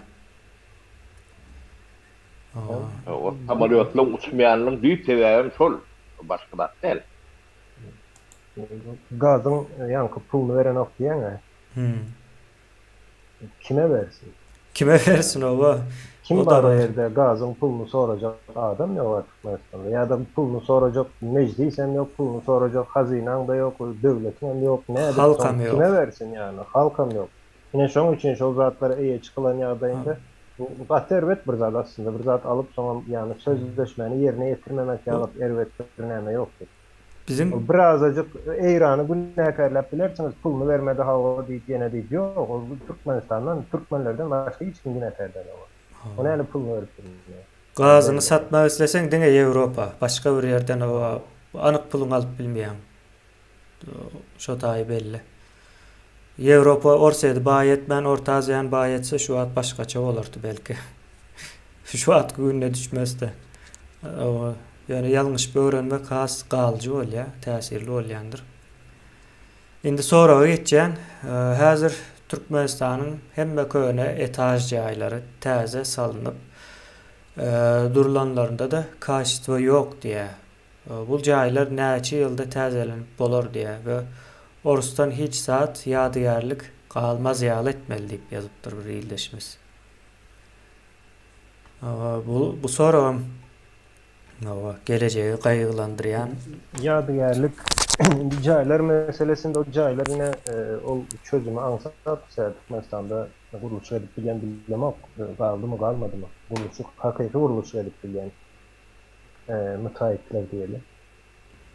Yeme Ýöne onu etme üçin ilkulak yani institutun teknik kadrları yetiştirmeli. Mühendisleri, injinerleri, o mekanikleri, architektörleri, nemeleri. Özüm beyin doğru nemesin. Bugünkü Türkmenistan'da kuruluşu etkileyen yani sonra kuruluşu önemli olacak. Yeke firmada yok. Yani pul kazanıp görün milyarder olup göründür var. Diyelim yok. O sebebi teknik kilemeleri yeten o. Onu bilmeyen yok var. Hem bilmediklerini oluyor. Vaklar. Hem mesela belli. İlk tuduğu aktereden. O çolun yani Türkmen injinerlerin falan cayında adam yalak seismik doğanıdır. Yürüyüş bir aşağı yalak demedi de. Sonra çölün toprağı yumuşak da yankı Türkiye'nin dağlı, daşlı toprağı yalak değil ha. Yo Zatları o hiç veri çöl yeme femine ol tersine ol yani çeğe yalak berkmeme yok. Yani hiç atkı verenlerdir. O demesi tersine yönüp bizim yemeğimiz birinci seismik zonu değil yani. Birinci zonu. İn seismik demesi seismik apartın nigede o sayda yani bilgisayarlar katı hazaplı, kitaplı, garantili bulunmalı da.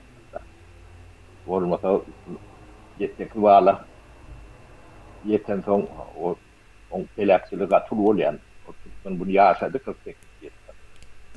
o anstanda yan yakında oldu o anstanda. O yönü ol derecede olmasa da o vaktanda düğünde neme yok da. Yönü yani bir devletin üretme için yani teknik alımlar, bilimler vardır. İnjinerler, mekanikler, o architektörler, yine şoňa mevzu fizikler, nemeler, şo institutlar büyüklüğü, o bilim vermeliler. O şo hakikatçılığı vardır. Hatı ulur. Şol atlar bolman millet, ya devlet ötüp bilen ok. Bizde şol yani ne oğlum der minus da tek injiner tek neme çıkarıyorlar. Yarım bilimli, yarım soğutlu neme korkuş sattı. O tarafa hem şöyle Mesele çözmek o kıyımda derler o 20. asırda yaşatıyorsa dünya açık. Sen pulun olsa yeteceklerini bilen olsan abdüleyne veren dünyanın niyetinden pitikler var yani. Müşteri gerek, bu arkitektur gerek, edip veren grubu gerek mi? Alihan ettiriyen. Yönü prototype gibi. Yönü özünü yetiştirdi bu özünde kal ya. Sen çağılan neme oluyor. Yani mesela prototype Türkmenistan'ı bir ullokan bir neme deyip neme diyor ben şonu elimde ama Pekin'in yeke köçösü deneyendir. 21. asırda elinde terişte var olsa hem biraz maymun edip buraya. Daha problema beyledi dur. Öğrenip vurursunuz. Ve de öğrenip buraya. o sapara şunu yalıp cevap vereli sonra geçeli. O etaj joyda yaşayanların yine bir sany öýü bolsa şonu 2 sany edip bolýar. Oturan yerimizde 2 öýle edip bolýar. O ýollar bar ine. Şonu ýaly soň jowa sonra geçeli. Bizim halkımız, o devletimiz haçan Avrupa yurtları ýaly ýaşar we düşünjeleri ütkär diýip sorapdyr. O ýaşar nemesine o skopkada ýazaly ýöne düşünjeleri ütkemesi dikkate alınıp bilinjek bir neme. Häzirki bolşalak bolsa o düşünjesi hem ütkemeýär, düşünjesi ütkemeje üçin hem ýaşamaýar Ýewropanyň standartynda. Şonu ýaly ýagdaý bar. Öňem aýtdyk ýa-ni 2 ýoly bardyr. 2 ýolam täze Türkmenistana getirýändir. Ýöne Şonuň ine erbet diýip hasap edip biljek nemämizde şu wagtky aýakda gezip beren türkmenleriň köpüsi nesibini alyp bilmeýär. Dargap gitme mümkinçiligi bar. Daşary ýurtlarda içinde keselçilikden ýene nämeden başgala aýrylygyndan ýa-da başgaly institutunyň ýykylmagy bilen bilelikde o dargap bilýär. O şo ýagdaý bolan wagtdan täze Türkmenistan gurulýar. O beýleki ýoly. Beýleki ýolunda ine o adamlar düşürip başlar, düşünceleri üýtgep başlar. O indi şu zat üýtgedeli diýer. Bu halatda şu wagtda aýakda gezip berenlerim bunyň hözirini görüp biler. Öwedem gatyşyp biler. Baba gatyşyp biler. Ine iki ýol bar, iki ýolda da täze Türkmenistana çykýar bu. Ýöre teredip burada oturup biri edip belerim kendiden o garaşy vermeli o. Ýok, garaşyp durkan sil alyp gidýär. O ya yer titriýär. O yer titriýär, şonýal bir halatda. O näme garaşmak meselesinde mümkin de garaşan ýagdaýynda da garaşyp şol bolan garaşyp dursaň şol ýa kendine gaýtsa sen sil alyp gidýär. Yani ama garaşsan güzelce korsan hiç muzakirlerle meşgullanmaz vardı. Hele bolan atsam. Ya da garaşsam bana isat olmayacağını bilsen oturuvermeli yani değil de şu yani görünüp dur hem adama tesir edecek o zat. Yani mümkün der garaşmak. Yine sonra geçen Türkmenlerde esasen ýaşlarda iň esasy mesele öýlenmek ve jaý salmak şu ikisi ören köp meseleleri getirýär diýe. Ýaşlara nähil ýeňillikler bolar täze Türkmenistanda diýip ýazypdyr. Indi ben bu soragyň aňyrsyny şu wagt gördüm de. Indi Türkmenistanda şuňal bir neme bardyr, kodlanandyr adamlar 18 ýaşyna geldiňmi öýlenmeli, jaý urmaly diýilen neme var. Indi täze Türkmenistanyň hemmäniň jahil bolmagyny öýlenmeli isler elbetde. Ýöne birinji o bilimli bolmagyny isler ýöne. O bilimli bolmadyk adamyň öýlenip çağa etmegi howpludyr. Ýani täze Türkmenistan üçin bir ýükdür. Özü üçinem. Özü üçinem ýükdür. Bu bir ikinciden hem ine bu soragyň dowamında ýeňillikler meselesi var. Ýyldaşlar biz täze Türkmenistanda garyp ýurtda ýaşajak bolamyz. Ýok, ýani ýeňillik talap eder ýaly kömek etme nemeleri vardır. Bu zatlary ýani ýatdan çykarmaly. Ýani biz o Awganistanda ýaşajak bolamyz, o ýeňillik dörärmi, bolarmy, bolmazmy? Ya da pensiýan bolarmy, bolmazmy soraglary. Hatta korrupsiýa bolarmy, korrupsiýa bolsa näme ederiz diýip gorkup ýani Niýazowyň Sowet Soýuzy izine gaýdyp geler gorkusyna meňzeş bir gorku bar da. Bu zatlar bir kenarda durmaly. Biz garyp ýurtda ýaşajak bolamyz. Ösen, bilimli, hemme zady ýer bürokratiýasam sagat ýaly işleýän bir ýurdu gözüňize getirýäs. Şonu mysal alyp ýani sözlemler gurýas da. Öýlenmek bu neme? Türkmenlerde bir manysyny ortaga goýulmadyk bir häsiýet. Ben şonu ýaly seredýän. Öýlenmek manysyny näme diýip sorasaň bilmeýärler köp halatda da ejesi daýzalar öýlendirendir. Öýlenmäni mejbur edendir ýa-da. Yani şonuň ýaly bir ýagdaý bu öýlenmek meselesi. On soňam täze Türkmenistanda erkekler 30 ýaşynda ayallarım iň 25 ýaşynda durmuş gurup bilmelidir. Sebäbi bilim alýan jemgyýetlerde ýa durmuş gurma ýaşy şonuň ýalydyr. Ya ondan öň ýa durmuş gurýan bolsaň sen jahil diýmeksindir. Men şonu ýaly seredýän bu waka. O birde iş. Ýa o eden ataňa özüňizi dowjak çağa zap görüp eýem şo ýaşa gelen wagtyň elinde bir hünäriň bolýa, ýeterli miktarda aýlygyň ýa-da gazançyň girdejim bolýa, seniň ýeňilliklere garaşmaýalyk näme ýokdur. Ýani täze Türkmenistanda da şol islenilýek. Ýani 18 ýaşyndaky çağanyň çağa ýetişdirmeginde islemez täze Türkmenistan. Bize göre 18 yaşındaki çağı, yani adam çağı misaldır. Bolya o kulluk tarık geldik 20 deydi. Olam çoğun ya büyütkem ya. Kullukta aytam demesi izah gidiyen olaymasa. Emine özünü geliştirmeyen adam 50 yaşında. Yani o 5 çağdan eden işine de aydım ayda dans eder başka. Ha, o tayan var. Yani, Ha. o O font 60 var. Ben yaşlar indi şeylik görünü bilýär, birini tanıýar. Aýdy. Ne hemen aydan yankı bu yine pensiyon fondan birazcık ilk bir fonttur. 18 yaşına yetkençe yani devlet tarafından kuramaçlı edilip bilinýär. Her ay yankı şol çağın hasabı açılar, hasabında da pul biriktirirler. Olan bir zatlara indeksi olar. Türkmenistan'da, tezi Türkmenistan'da da inflasya başımızın derdi olacaktır ona maylen. Bir zada indekslenen bir fondun olar. Her bir çağının 18 yaşında da şol çağa verilecektir. Indi o fondun 2 katı ullakan pul aylanacaktır o yerde. Indi şol pulun gorulacağına halk garanti verip biler mi? Soru. Garanti vermeyen olsa ve meclisin azası olsa misal için men şoň ýaly fondun göredilmene karşı olarım. Ertir biri çıktı da yine arkada diýdiňiz birine ya da Türkmenbaşy diýdiňiz olam o fonda alıp gitdi näme bolarsoň?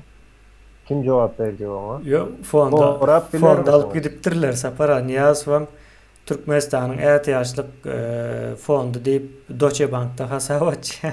Yok. Ha, Ondan soň ulam gelýär Türkmenistany ýene näme bir zat fond diýip edil şol prinsipde ady başgaça ýene şo fonda açýarlar 45 milyard mı näme şo pul şo taýda durdy Deutsche Bank'ta. Gidip bilýär Yine, yani. yine bu zatlar vatandaşlar yani siz hakkınızı talep etmeni öğrenen vaktiniz. Köpçülük hakkını talep etmeni öğrenen vaktin alıp fondları işleýär. Bolmasa kim gelenden hemen o başına? Biri geldi. Sen hem sana hem mezada özün etken, sen bilýän, sen saýanda ýaşaýan diýsen olardan ýaşa ver onda diýer saýanda sen menem sen puluny alaýyn diýip alyp gider. Ýöne sen talep edip bilsen zatları. Şo derecede bilimiň olsa, şo derecede ýa-da okuýuň bar bolsa, oňaly fondlar elbetde çağany ýa-da ýörükde soň bilim alyp bilmek üçin sebäbi başga ýagdaý bilen belki bilim berip bilmez. Maşallah. Yani her bir çağın bilim alma hakkı vardır ve o hakkam yani devlet tarafından korunmalıdır. Konstitusiya tarafından korunmalı bir haktır. Çağı hakkını talep edip bilen o, sonuç için o hakkını konstitusiya ile korumalı oluyor. Ona korarsın diyeli. Yani son 10 yıl geçti, 15 yıl geçti. Yani çağı 18 yaşına yetkince diyeli. Milyonlarca çağı ya da 100 milyonlarca çağı. Sonra yine bize parlamenti gerek değil, bize yankı bir arada biri çıkıp bilir, demagog'un biri. Biz prezident olsak uçarız, altına sır ederiz deyip, kuvvet ederim deyse adamların sonra sayıladı diyelim. Demokratik olacak sayılırlar. Onu bir sapar saylarsınız, sonra yankı fondan kisesine uğrar. 2 sanak ministrem türme basar, bular fonda uğurlattır, göz ölçüleri bilmendir. Düyüplü neyme? İşte koy veren düyüplü gemçilikleri diye de açıklaması. Şovulenem su dedip bular mı adamı? Düyüplü. Konkretka nerede? Yine şey diyorum sizin pulunuzu alır giderler. Günah geçsem başka olur yani. Güneye geçsem kendi Türkmenistan'da minister olacak yine olacak. Yani onlar hem türme vasıyla hem işe bollayan zaten. Onun için onun yalı fondları halk elbette kovuzattır. Devlet üçüne kovuzattır o. Yine şonun goruğunu üçüne edip bileceğim halk olmalı. Sebebi ol sen çağan pulu. Birden bir gün şu pulla bir zat olanda ayağa kalmalı. Birinci sekundundan ayağa kalmalı. O yine o ay biri şu gelip şu pulu alıp vermez mi bana deyip sesinden çıkarman oturan yardımda dünyada size pul verecek adam yoktur hem adam alma için geliyendir pulu sizden. Aydın. Biz belki düşünenlerdir. Bu yigit 18 ýaşapdyr. Bu 70 ýaşynda. İşleýär. Öýrenmek isleýär. Men isleýän diýdim. O gıýdam jurnalap 18 ýaşadym. Men isleýän diýdim. O 25. may okuw taramlygyny gatjaňlar kelmiş şo sebäple. o Seviýatym bermedi. Men isleýän diýdim. Ya şol ýa mektepde zatlarda ne şu zatlary. O burada ya çağlar 18 yaşında yetenini düşünürýärler. Oku, ekip, terbiye neme ver? Çağlar verilen zatlar. Onun Sapara sapara 18 yaşında çok isleyen diýdi. onun çözgüde gatyken, yani ona hazır bu taýda aýtmaly. Sebäbi köp wagt aljak. Ol nämäni çözüp bolýar. Yani 18 yaşında islemez ýaly. Yani öz islew bilen islemez ýaly bolýar. Onun yani bizim yani kulturamızın kuruluşunda vardı şonu mecbur ediye. O zatlar hem çözmek ansat. Yani şonda da arasında bir ikisi o sıpıp gitmeye mümkün. O adam o ne mi diyeyim öyle. Yok çok açırıyad yani. O. Sonra geçeceğim. Hı. O sapara o sizden sonraya o yer su reformasını amala aşıracak dediniz. Eğer mümkün olsa şunun bir gırasından maslahat berin diye yani kıyatladıp geçin deyip bana haş deyiptir bir iyileşmez. Hı. Ona şu yerli hükümet ne sol işler bilen büyük bir meşgul olmalı. O ilki çok yemeli, yemetmeli. Size yer verilmesi belki de ankat bolpiler bölünüyor. Onu koruması o kanunlar boyunca işletmesi o size onun verilmesi ödü giden bir iş taklap bilmez. Son için o bu altyapısı ilk altyapılarının biri o yerli hükümettir. Onlara bunun yani mülkün koruğu o kefilli olur yalak yani yukarı meclise teklifler verip başlarlar kanunlar çıkarır. O kanunların işlemesini o elimde ama yani, talavatında var. Emasında yani kriter nişana demesinde o yer reforması antat derler. O kanunun üstünlüğü olmadık yerde bu iş geçirilenlerdir, geçirilmeyenlerdir, geçirilse de yani ulu betbahtçılıklar, yanlışlıklar, o test neticeler alınmayan. O ilk olarak bu altyapısı edilmelidir. Büyük altyapısı kanunun üstünlüğü beca edilmeli.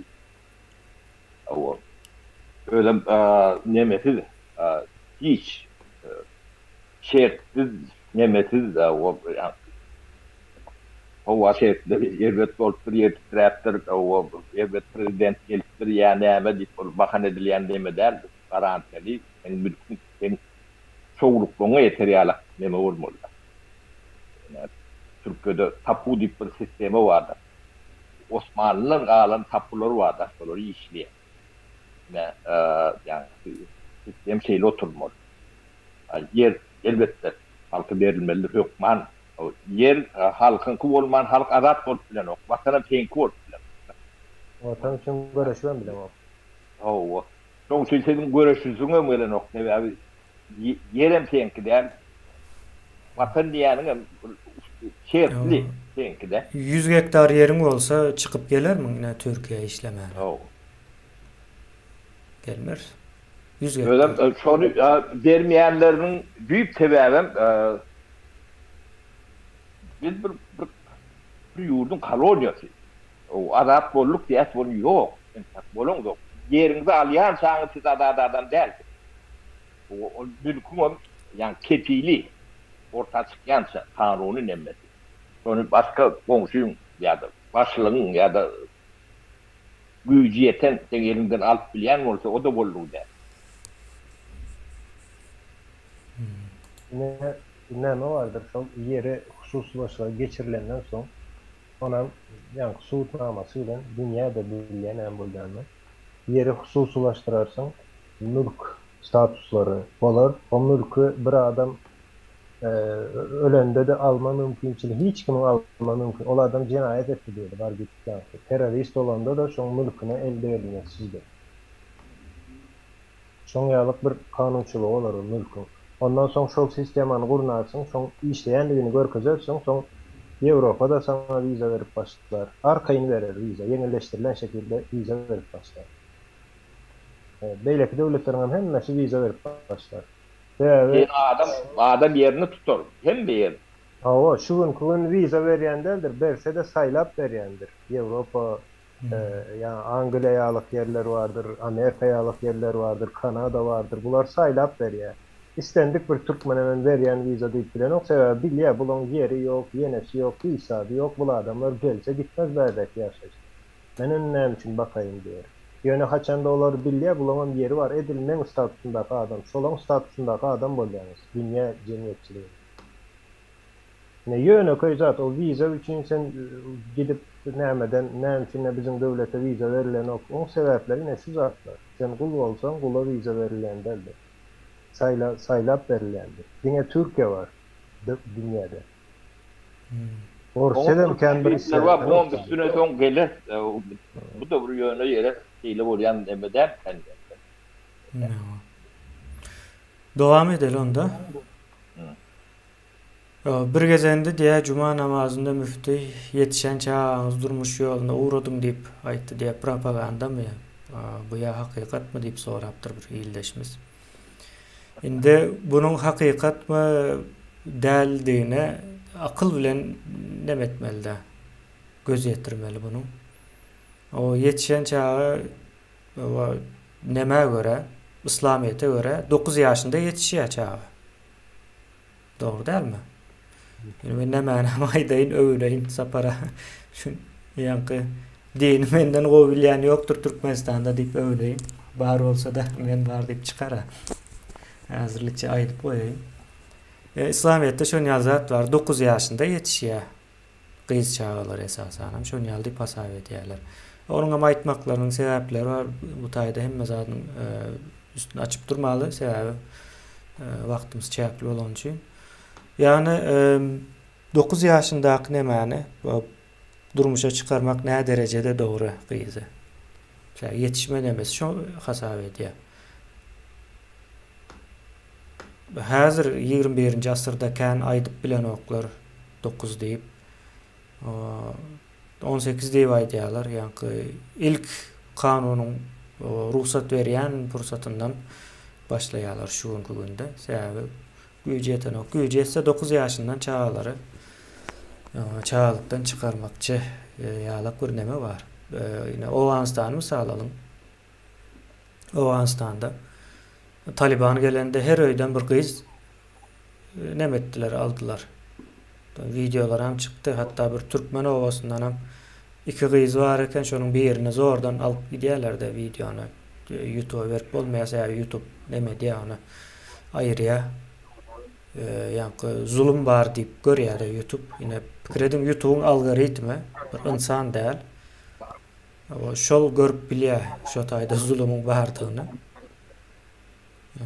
Yani biz neme bilemiz ok. Yine şo zatlary üns bermeli. Nämemiş 9 ýaşyna ýetipdir. Bularyň hem haky barmış. Döwleti ele geçirenmişler. Talibanyň nemesine aýdýan düşünjesine. Sonra o İslam'a göre yetişen kıyızı almana hak varmış deyip aldılar. Bu zatı ýatdan çıkarmamak gerekli.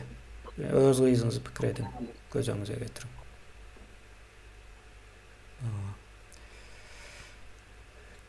Geçeceğiz. Var mı sizin cevabınız? Yanlış zatlar. Olur ýalak wagt berýän mollu däldir. Sarlatan topar.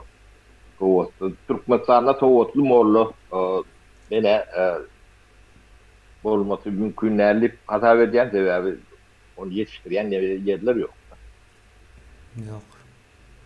Yok, sonra yine bir zat var, moğlu olsun ya, nam olsun, ne olanda da karşısındaki insan değil mi? Karşısındaki özü çağrısını haçan yankı durmuşa çıkaracağı ya da durmuş yoluna uğraşacağı özü çözüp bilen okma karşısındaki kim koyun mu ya da robot mu diyen zadedir yani. O imamdan näme sorulýar bu zatlar? Awa, o nemane sapara aýdyp berin Niyaz Fakyzy nertip beren kimdi o? Müfti. Ady näme şonu? Bilemem, adyny bolun bir müfti bar diýerler. Awa, Niyaz Fakyzy. Awa, ine şu müftiňiz öz ýaşy etmedik gyzyň elinden tutup Niyaz fa goşuran ine bu zatlary Galmurada aýdyp berer ýöne. Has acım ýagdaýlaram bar ýa-da aýdylmaz ýaly ýyldaşlar. Bir ýyldaşmy sorapdyr, türkmeniň nädip ruhuny dikeldip bolar diýä. Türkmeniň ruhuny dikeltmek üçin birinji şu daşky gurşaw bardyr dünýä diýänimiz. Şo arada bir pikir edintirmeli. Ýoksam türkmen ruhy nämişin ýok diýilen sorap başlamabys onu düşünmek üçin. Tarihi bilmeli. O tarihi bilmeli. Bir zata tutunmaly da sen ýa bir milletin ruhy tarihidir ýa başga bir nemesi ýokdur. O Bize bize tarihi de in olmanda Türkmen tarihi ve edebiyatı vardır.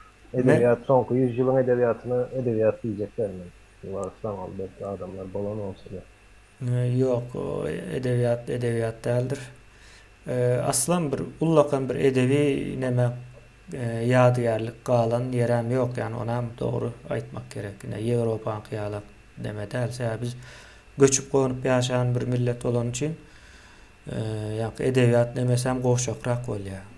Göçebe milletleriň edebiyaty gowşak bolýar. Ýöne edebiyatyň ýerine başga zatlar bar. Yarag yasama, misal üçin iň gowy yarag yasayan milletleriň arasynda bir wagtlar. Ýatýanda ullanýan Hem ulanýa şu öz eýesi bolan üçin. O demiri işleyen, ilk demiri işleyen Aziýadaky millet, yani Türki milletler. Ne şonuň ýaly var. kemine men gowunluk göreýin, ne geçmesi beýik bolan millet geleceğen beýik bolýar, bol. Ýöne geçmişini bilmeliler. Beýik millet bizim tarihi nämämiz köp milletlerde ýok tarihimiz bardyr. Bizim ejdatlarymız o dünýede o bilmeýän ýa neme bilmeýän zat däller. Ýöne sen bilmesen geçmişin nämedigini, näme bolanyny, ýa bu sonuçlar sonemeler ýok bolýar. Bize bildirmediler ne 70 ýylda Sovet demesinin tiýatry şodur. Tarihi solon ýazan tarihini okuduk. Ýeňijiler tarihi solor ýazýar diýerler. Solon ýazan tarihi bilen biz uloluk. Biz millet däl, o bir ýöne göçüp gonyp ýören taýpalaryň bir ýüşen ýeri diýilen ýalak tarzda eğitim oku bilim aldık da. O bizim deme ünlere düşürülen nemelen büyük sebepleri fotoğrafları da yaptı. Yani tarihimiz bilenem yüzleşmeli, geçmiş bilenem yüzleşmeli. Görülen yanlışlıklara dile getirmeli. Yorum böyle onu bir verip vermeler bunu. Milletin ödet. Yani fotoğraflarda yemeğimiz değil. Fotoğraflardan ödülemeli. Çözüm mü?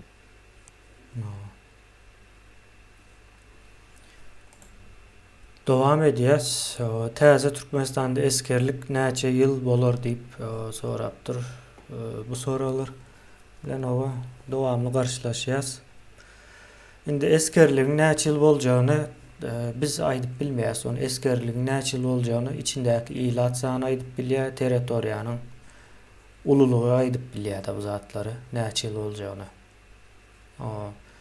Türkmenistanda yani daşım için regionlardy ýagdaý goňşularyň diýäňiz ýa. Ya Şoň ýaly mysal üçin Owenstan serhedine köprek gerek bolar esker. Baba Özbekistan bilen Gazakstany hijem gerek däl bolar. O zatları keskitleyen faktörler yine Türkmenistan'da 2 yıl der mi? Bir yer olmuyor.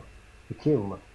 Ne yıldan beri 2 yıl. Bu demek ne demek? Ösüş yok demek. Ösüş olsa 2 yıl der, 1 yıl, 1 yarım yıl, 6 ay ilk adımları ösüş yok. Mesela şu gün teknolojiyanın ösüşü eskerlik sürecini üytkedip bilýär teknolojiyanın ösüşü. Ama eskerlik näçe olmalı, näli olmalı, yankı eskerlik bir näme olmalymy, aýlykly, nämeli, professional esker olmalymy, goşunyň ählisi ýa-da näçe prosenti şoň ýalyk olmaly bu zatlar ine Harvard doktrina diýip bir zat bardyr. şol keskitliğe ve sen geografiyan keskitliğe başlıyorum. Geografiyan ve ulanyan teknolojilerin, yani teknoloji, yani harba teknoloji ya da harba hava teknolojisini, nähili teknoloji ulanyan. Şol keskitliğe. Şimdi soru mende var. Şu günün Türkmenistan'ın harba doktrinasını bilýän adam barmy? Nämälim. Aýdym. Kimi goraýarlar, Yani nädip goraýarlar, ne nämäli. Koreyalar bulan Hmm. taktikası, stratejisi, yenesi, yani filosofyası, harbi filosofya näme Türkmenistan'da? Soru. Ya da ofisiýerlerin özleri harbi doktrinaň näme bilýärmi? Türkmenistan'da yok değil yankı. Yine suratlara var. İçi boş olsa da pagonlarında yankı näme diýerler ona general Bizde diýerler. şu boşluk kemiğine aydın boşluk o en bir yerde şu boşluk görünüyor. O yetkilerin yankı kartonlu general değil ya da kartonlu marshal koloriyalak yemek var. Onun iyiliği yetiştiren oklar, o üzüm veren oklar, yetkiler değilen ne deme yöne eşiği var olmağı mümkün, onu koyun akışık diyorlar. Ama da kavun etkilermiş bu adlara. Koloriyalak yemek görüp Ýanky Aydın Aydandan biraz o giňişletsegem bolarmy kan? Yani Türkiýeden misal bersek 3 ýyl ekeni başlarda, ilk başlarda 3 ýyl, indi şu wagtam 6 ay. 3 ýyldan 6 aýa çeli düşüpdir eskerlik bökleti. Indi özüňiz hasap edin. Soňam Türkiýanyň ýanky doktrinasy bar, ýanky Aydyn sonra da harby doktrinasy. Ýanky doktrin diýip näme diýen. Ol NATO bağlılığı var. NATO'nun içinde bu eýem ulu bir näme. Ondan soň öz regionu var. Regionu goramak nemesi var. Ondan soň goramak diýende de ine Irakyň, Siriýanyň demesinde terörist toporlar var. Türkiýanyň öz nemesine değişli, geografiýasyna değişli. Şonuň ýaly nemeleri var. Bizde şo zatlar näbelli ýok. Ama bizde yine bir neme var. Meniň edilmeli mi kendi diýilýän bir zatlaryň biri.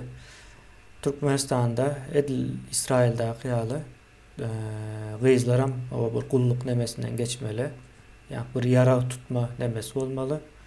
Hem möhletini azaltıp bilersin. Adam sana az olmana öğrenmezden. Hem bir neme var da.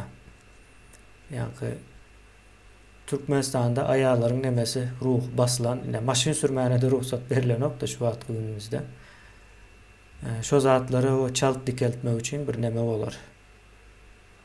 Ve şo ýaly bir zatlaram girizip Yani kemiğine verilenimizin ruhu dikelmeyen, bu milletin ruhu dikelmeyen. Etkiler verilen biri. Yani vermeli ornu, vermeli başlamak üstünde yerleri olmalı. O solar cehaletten çıkman, niyetli cehaletten çıkarıp olan nokta. Sonra bir katı düşünmemiz gerek. Çağrani gayberliğine yetiştiriyor da. Onun yankı doktrina var da yok dediler olun ben sulong doktrinasını bıradarak bilyen Aydın sıram oldu. Ne bizi terörist deyip yatap o bizden goranma doktrinaları var. Terörden goranyak deyip yatar. Birinci teröristlerin birine ben bilektir oturuyorum. Sonra realak doktrinası var. 30 yıldan beri şayet ediyen. Yani Türkmenistan'ın İngiliz düşmanlarını bilip doktrina ediyen. İng birinci veya olma mümkün olmasa da veya son olsa sonun içinde olmasa. Yani Türkmenistan'ın hoopsuzluk demesinin doktrinası ondan var. Halkın bilmesi niyetli.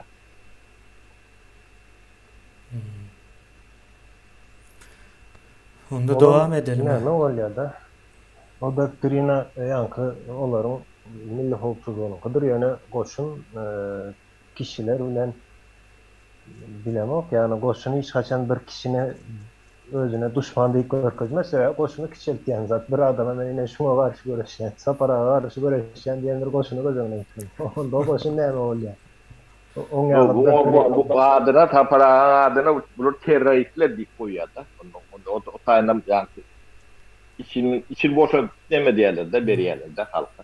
Ya biz mi bilemiz yoksa para hopluduğunu aydın. Şular hem zady bilýär de.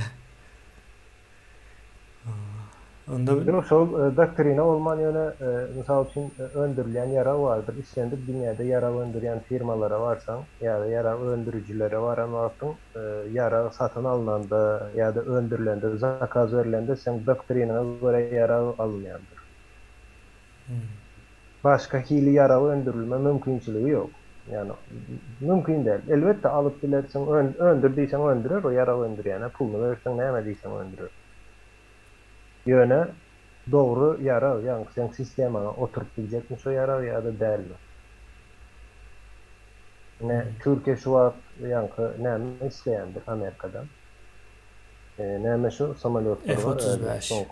F-35, F-16. Beşinci nesil diýen F-35'ler var. Ine şol Türkiýeň harby doktrinasına gereklidir we yetersizdir. Şu gün Türkiýeň yankı howpsuzluk ya da howa sahasy howpsuzluk nämesinde ine şol samolyotlar yetersizdir. Yani 100% gora üçine bilen ok. Şoň üçin isleýändirler.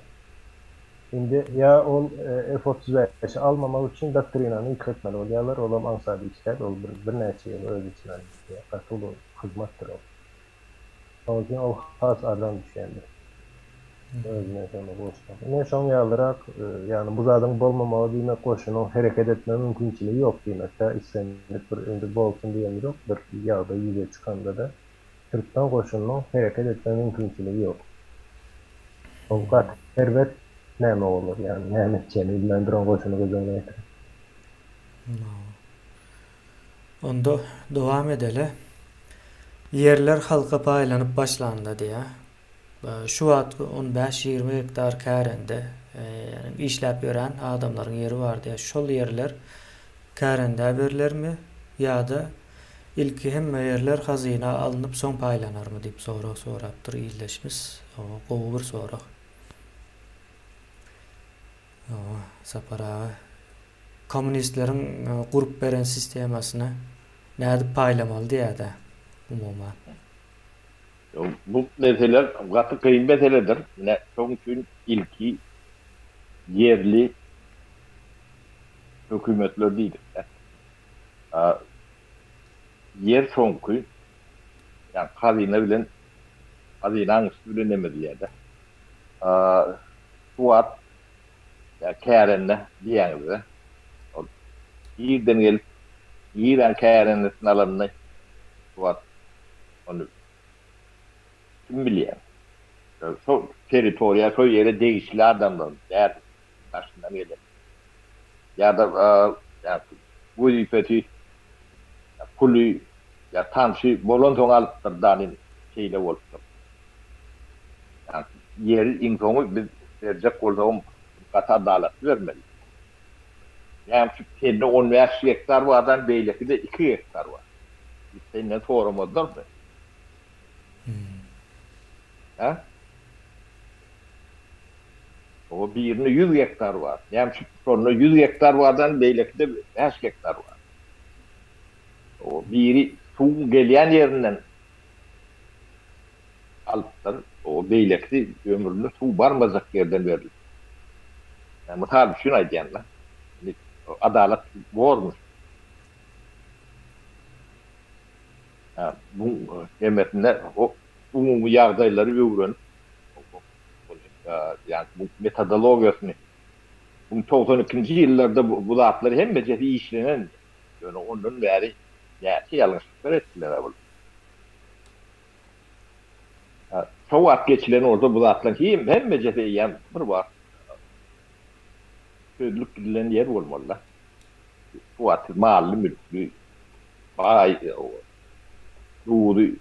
Uğur değil ya da başkalarlar, adamlar toparlar olmuş etmeliler. O inni sondan son edilen yanlışlıkları göz önüne de getirdiler o. Sebebi kanunun yok yerine bir zat menki deyip bilen yok da. Sebebi yani hukuki adil son nemeti yok. Doğru yok.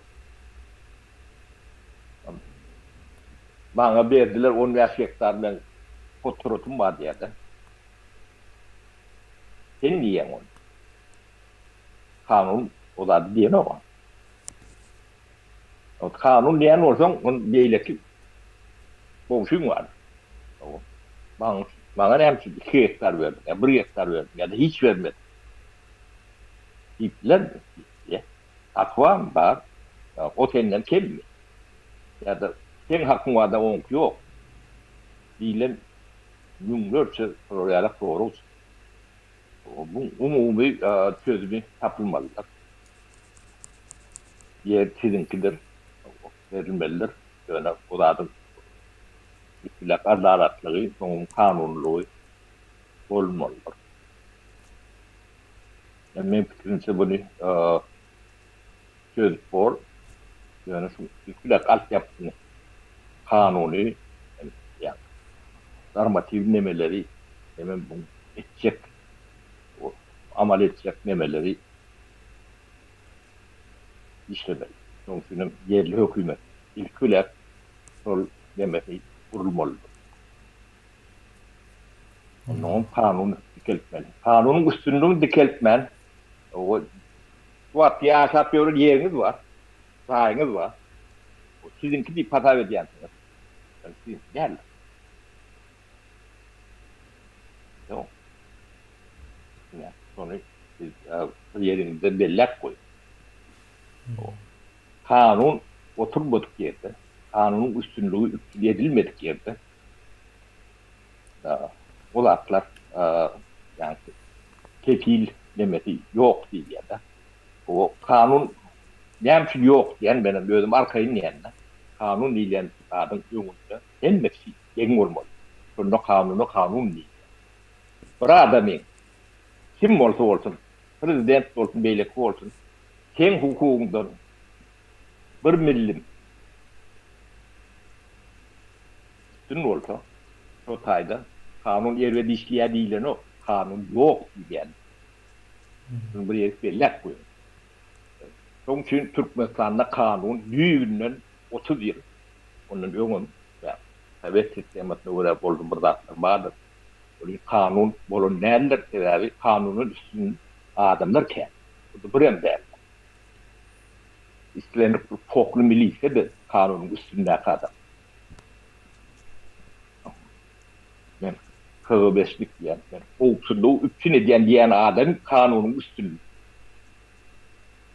Tabii onun kanun vacip olur mu? O. Ne? Ben 25 yıl prokuraturada en yukarı ödüfelerde işledim. 30 yılın birinci ettim. O arkayın aydıp bilen prokurorluğumuz var. O tayda kanun vacip olur mu? Akbayazak diyenin nemesi haftada arasında okuyup kurun. O tayda şey diye.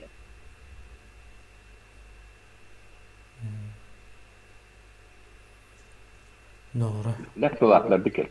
Son sapara bir koşmalı bir zat var ya indi bu yeri sorattı indi şu at yaşayış yerleri hem vardı yani yaşayış yerleri şu at kim nerede yaşayan olsa şunun toprağı şuna geçer ya da düşünüşüm boyunca.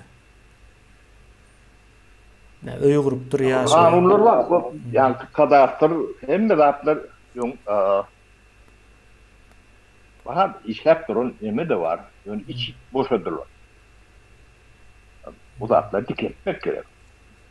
Burada geçeceği işler ya. Nova. Burun ne edilecek işem değil. O çilem ona koşulmayacak bol yani. Onu biri edip vermeli yani. O da beleş edip vermeli. Düşün. Yani mağaranın mülkünü, sağladın, çoğutunu, iyisini hemen taşlap o sizin o yer almanız için görüş şart varmalı. O sizin oturup seyretmeli misin? Bolun bir zat edin deyip. O bolun bir zat edin diýip. O. Senden bir sorumuz mu? Ol adamdan sana bekisi var mı? Ben şonda näme diýip jogap berýär? O. Gözüm yer sana gerek. Bana da gerek gel. Bana yer gerek gel. Bana ne? Kvadrat metr nemani bir yerlerde taparlar. Bana olmadı yok bende. O. Sizem o bu ne aylak bu? Tapara. Yukarıda oturup he? Adamlar sizem bravo. Ne kıladı? Ya telpek geçiyorlar onu. Bravo işletmeli oluyor. O parmağını da aşağı aşağına koymalı oluyor. Gerek burada golünde çek. Ne için?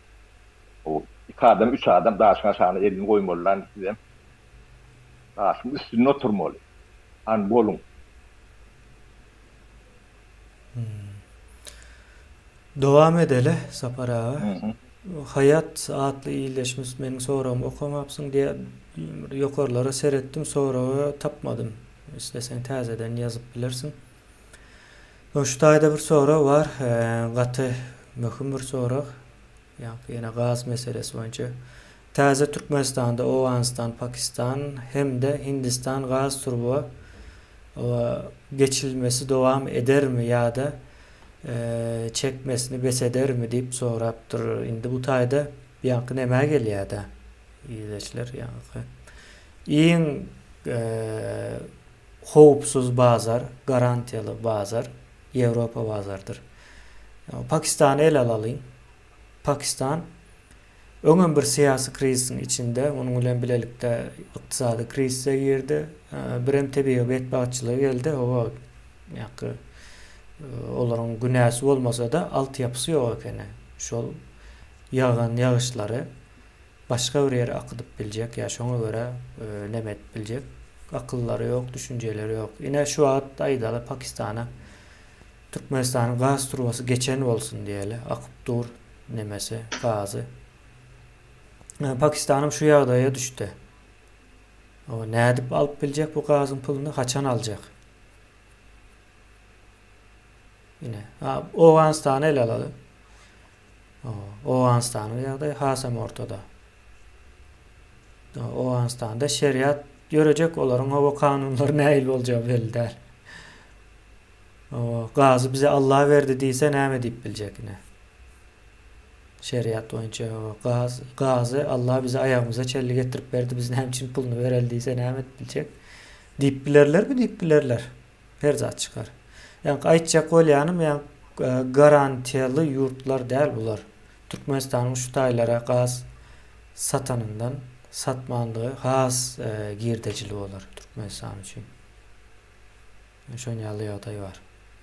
Hindistana medil şoň ýaly. Hindistanyňdan belli däl ýankı. Haýsy ýeri Hindistan, haýsy ýeri däl. Nom o turwak o wagtanyň içinden geçmeli o taýda o turwatyn ýarylmajagyna kepil berjek adam ýok. Ne Sapar ağa Eldil şona aýtjak boloturdum menen. Ýa-ni Awganistanyň üstünden bir tur oldu da ol men pikirimçe bu adamlar şonu geçiren akıl onun bolmajagyny bilip geçirýärdi. Bilip geçirýärse, turwa geçirmek diýen sözlemi gurup bilen adam Awganistandan geçirme mümkinçiliği ýokdugyny ve geçiren ýagdaýynda da işledip başlan ýagdaýynda da garşy tarapdaky senin ýa-ni müşteriň şo gazı garanti gözülen seretmejekdigi belli. Alıcı tapıp bilmeýän. Pakistan'ın üstünden geçende de Hindistan sen gazını almaya. Olan ikisinin arasındaki yankı problemalara da seredin. Ne edip kaysı akıl bilen şu yerden sen turga çeken. Hiç mi hasaplamadın yankı riskini yenesini? Men fikirimçe onu bilýärler ve ýöreýt edilýär bu turga yankı saklan bir nämesi mi diýenler. O bir vasiyet diýerler de. Hiç kaçan işlemez mümkün değil. Edip bolanok mümkün değil bir proyekt yol. Hem için Azerbaycan'ın üstünden yankı Bakçıvanmış ol näme geçen yer. Nakçıvan. Ermeni. Nakçıvan'dan Ermenistan, Türkiye bilen Avrupa çekip bilen oksan gazını. Has yankı real näme proyekt. Has bolup biljek proyekt. Berdäki näme bağlayan Türklerin sistemasına. Olam gönü Avrupa daşap dur. Kasansat. Yöne getirip yankı mümkün değil yerler vardır. Afganistan'a yatırım eden yekeci devlet Türkmenistan'ın fikrince şu mümkünde. Yani o gara delik değil ya da yani şu yere zınganyalıdır izne ise çıkmaz Afganistan'dan.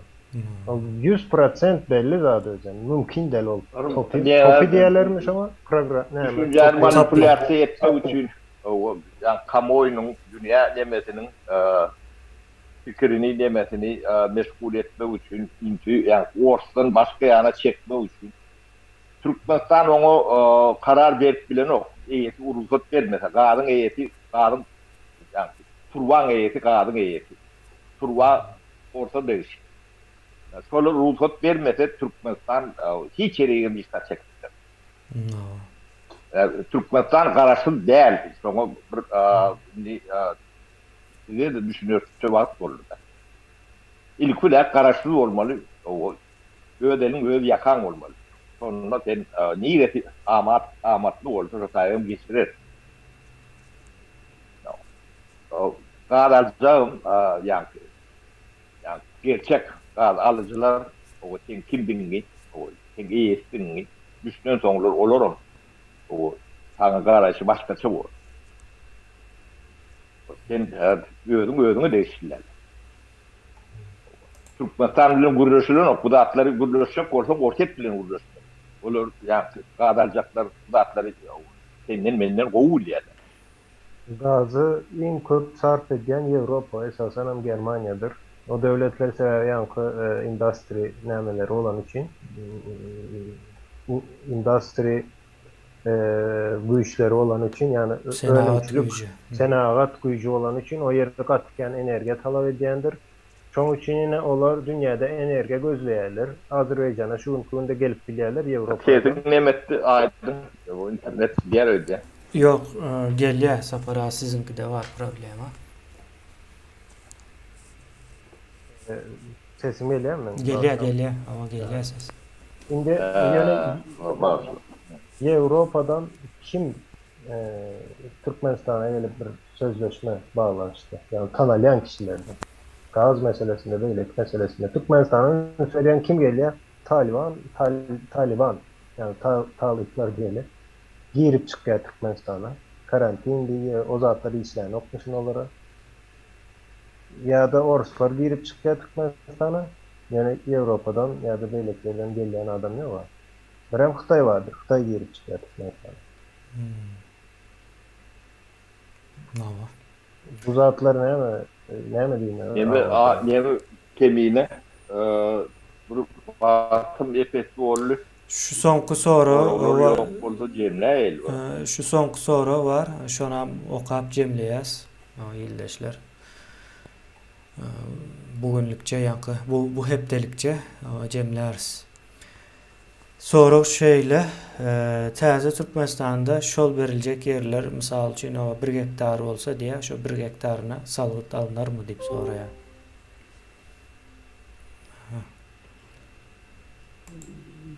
Temine. 1 hektar yer olsa şondan O salgıt alınır mı deyip soraya.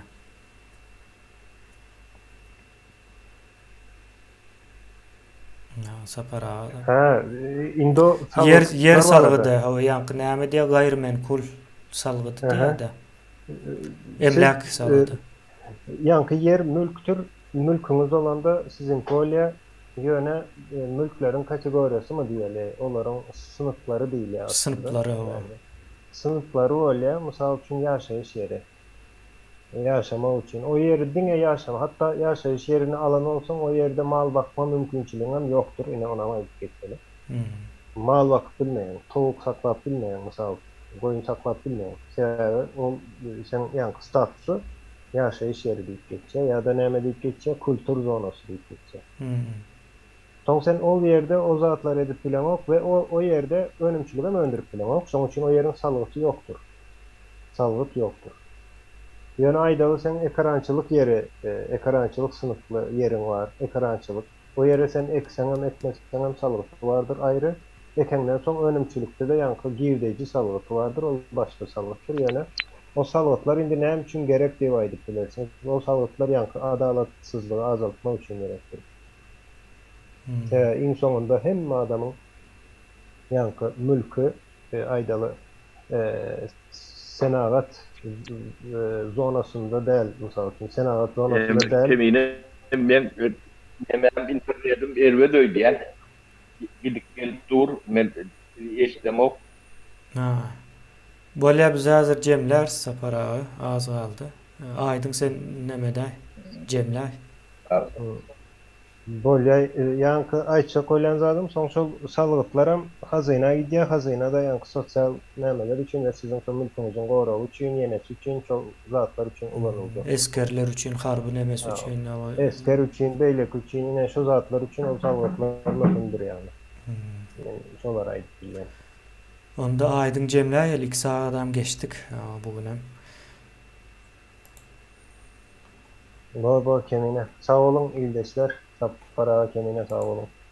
O Sağ olun. Men internetim biraz nemetdi. Şu oldu diýeni alak, neme oldu arasynda kesilip gidýär, neme diýe. Geçken ortaňy sağ olun, sağlypdy görşelýär. Sağ olun.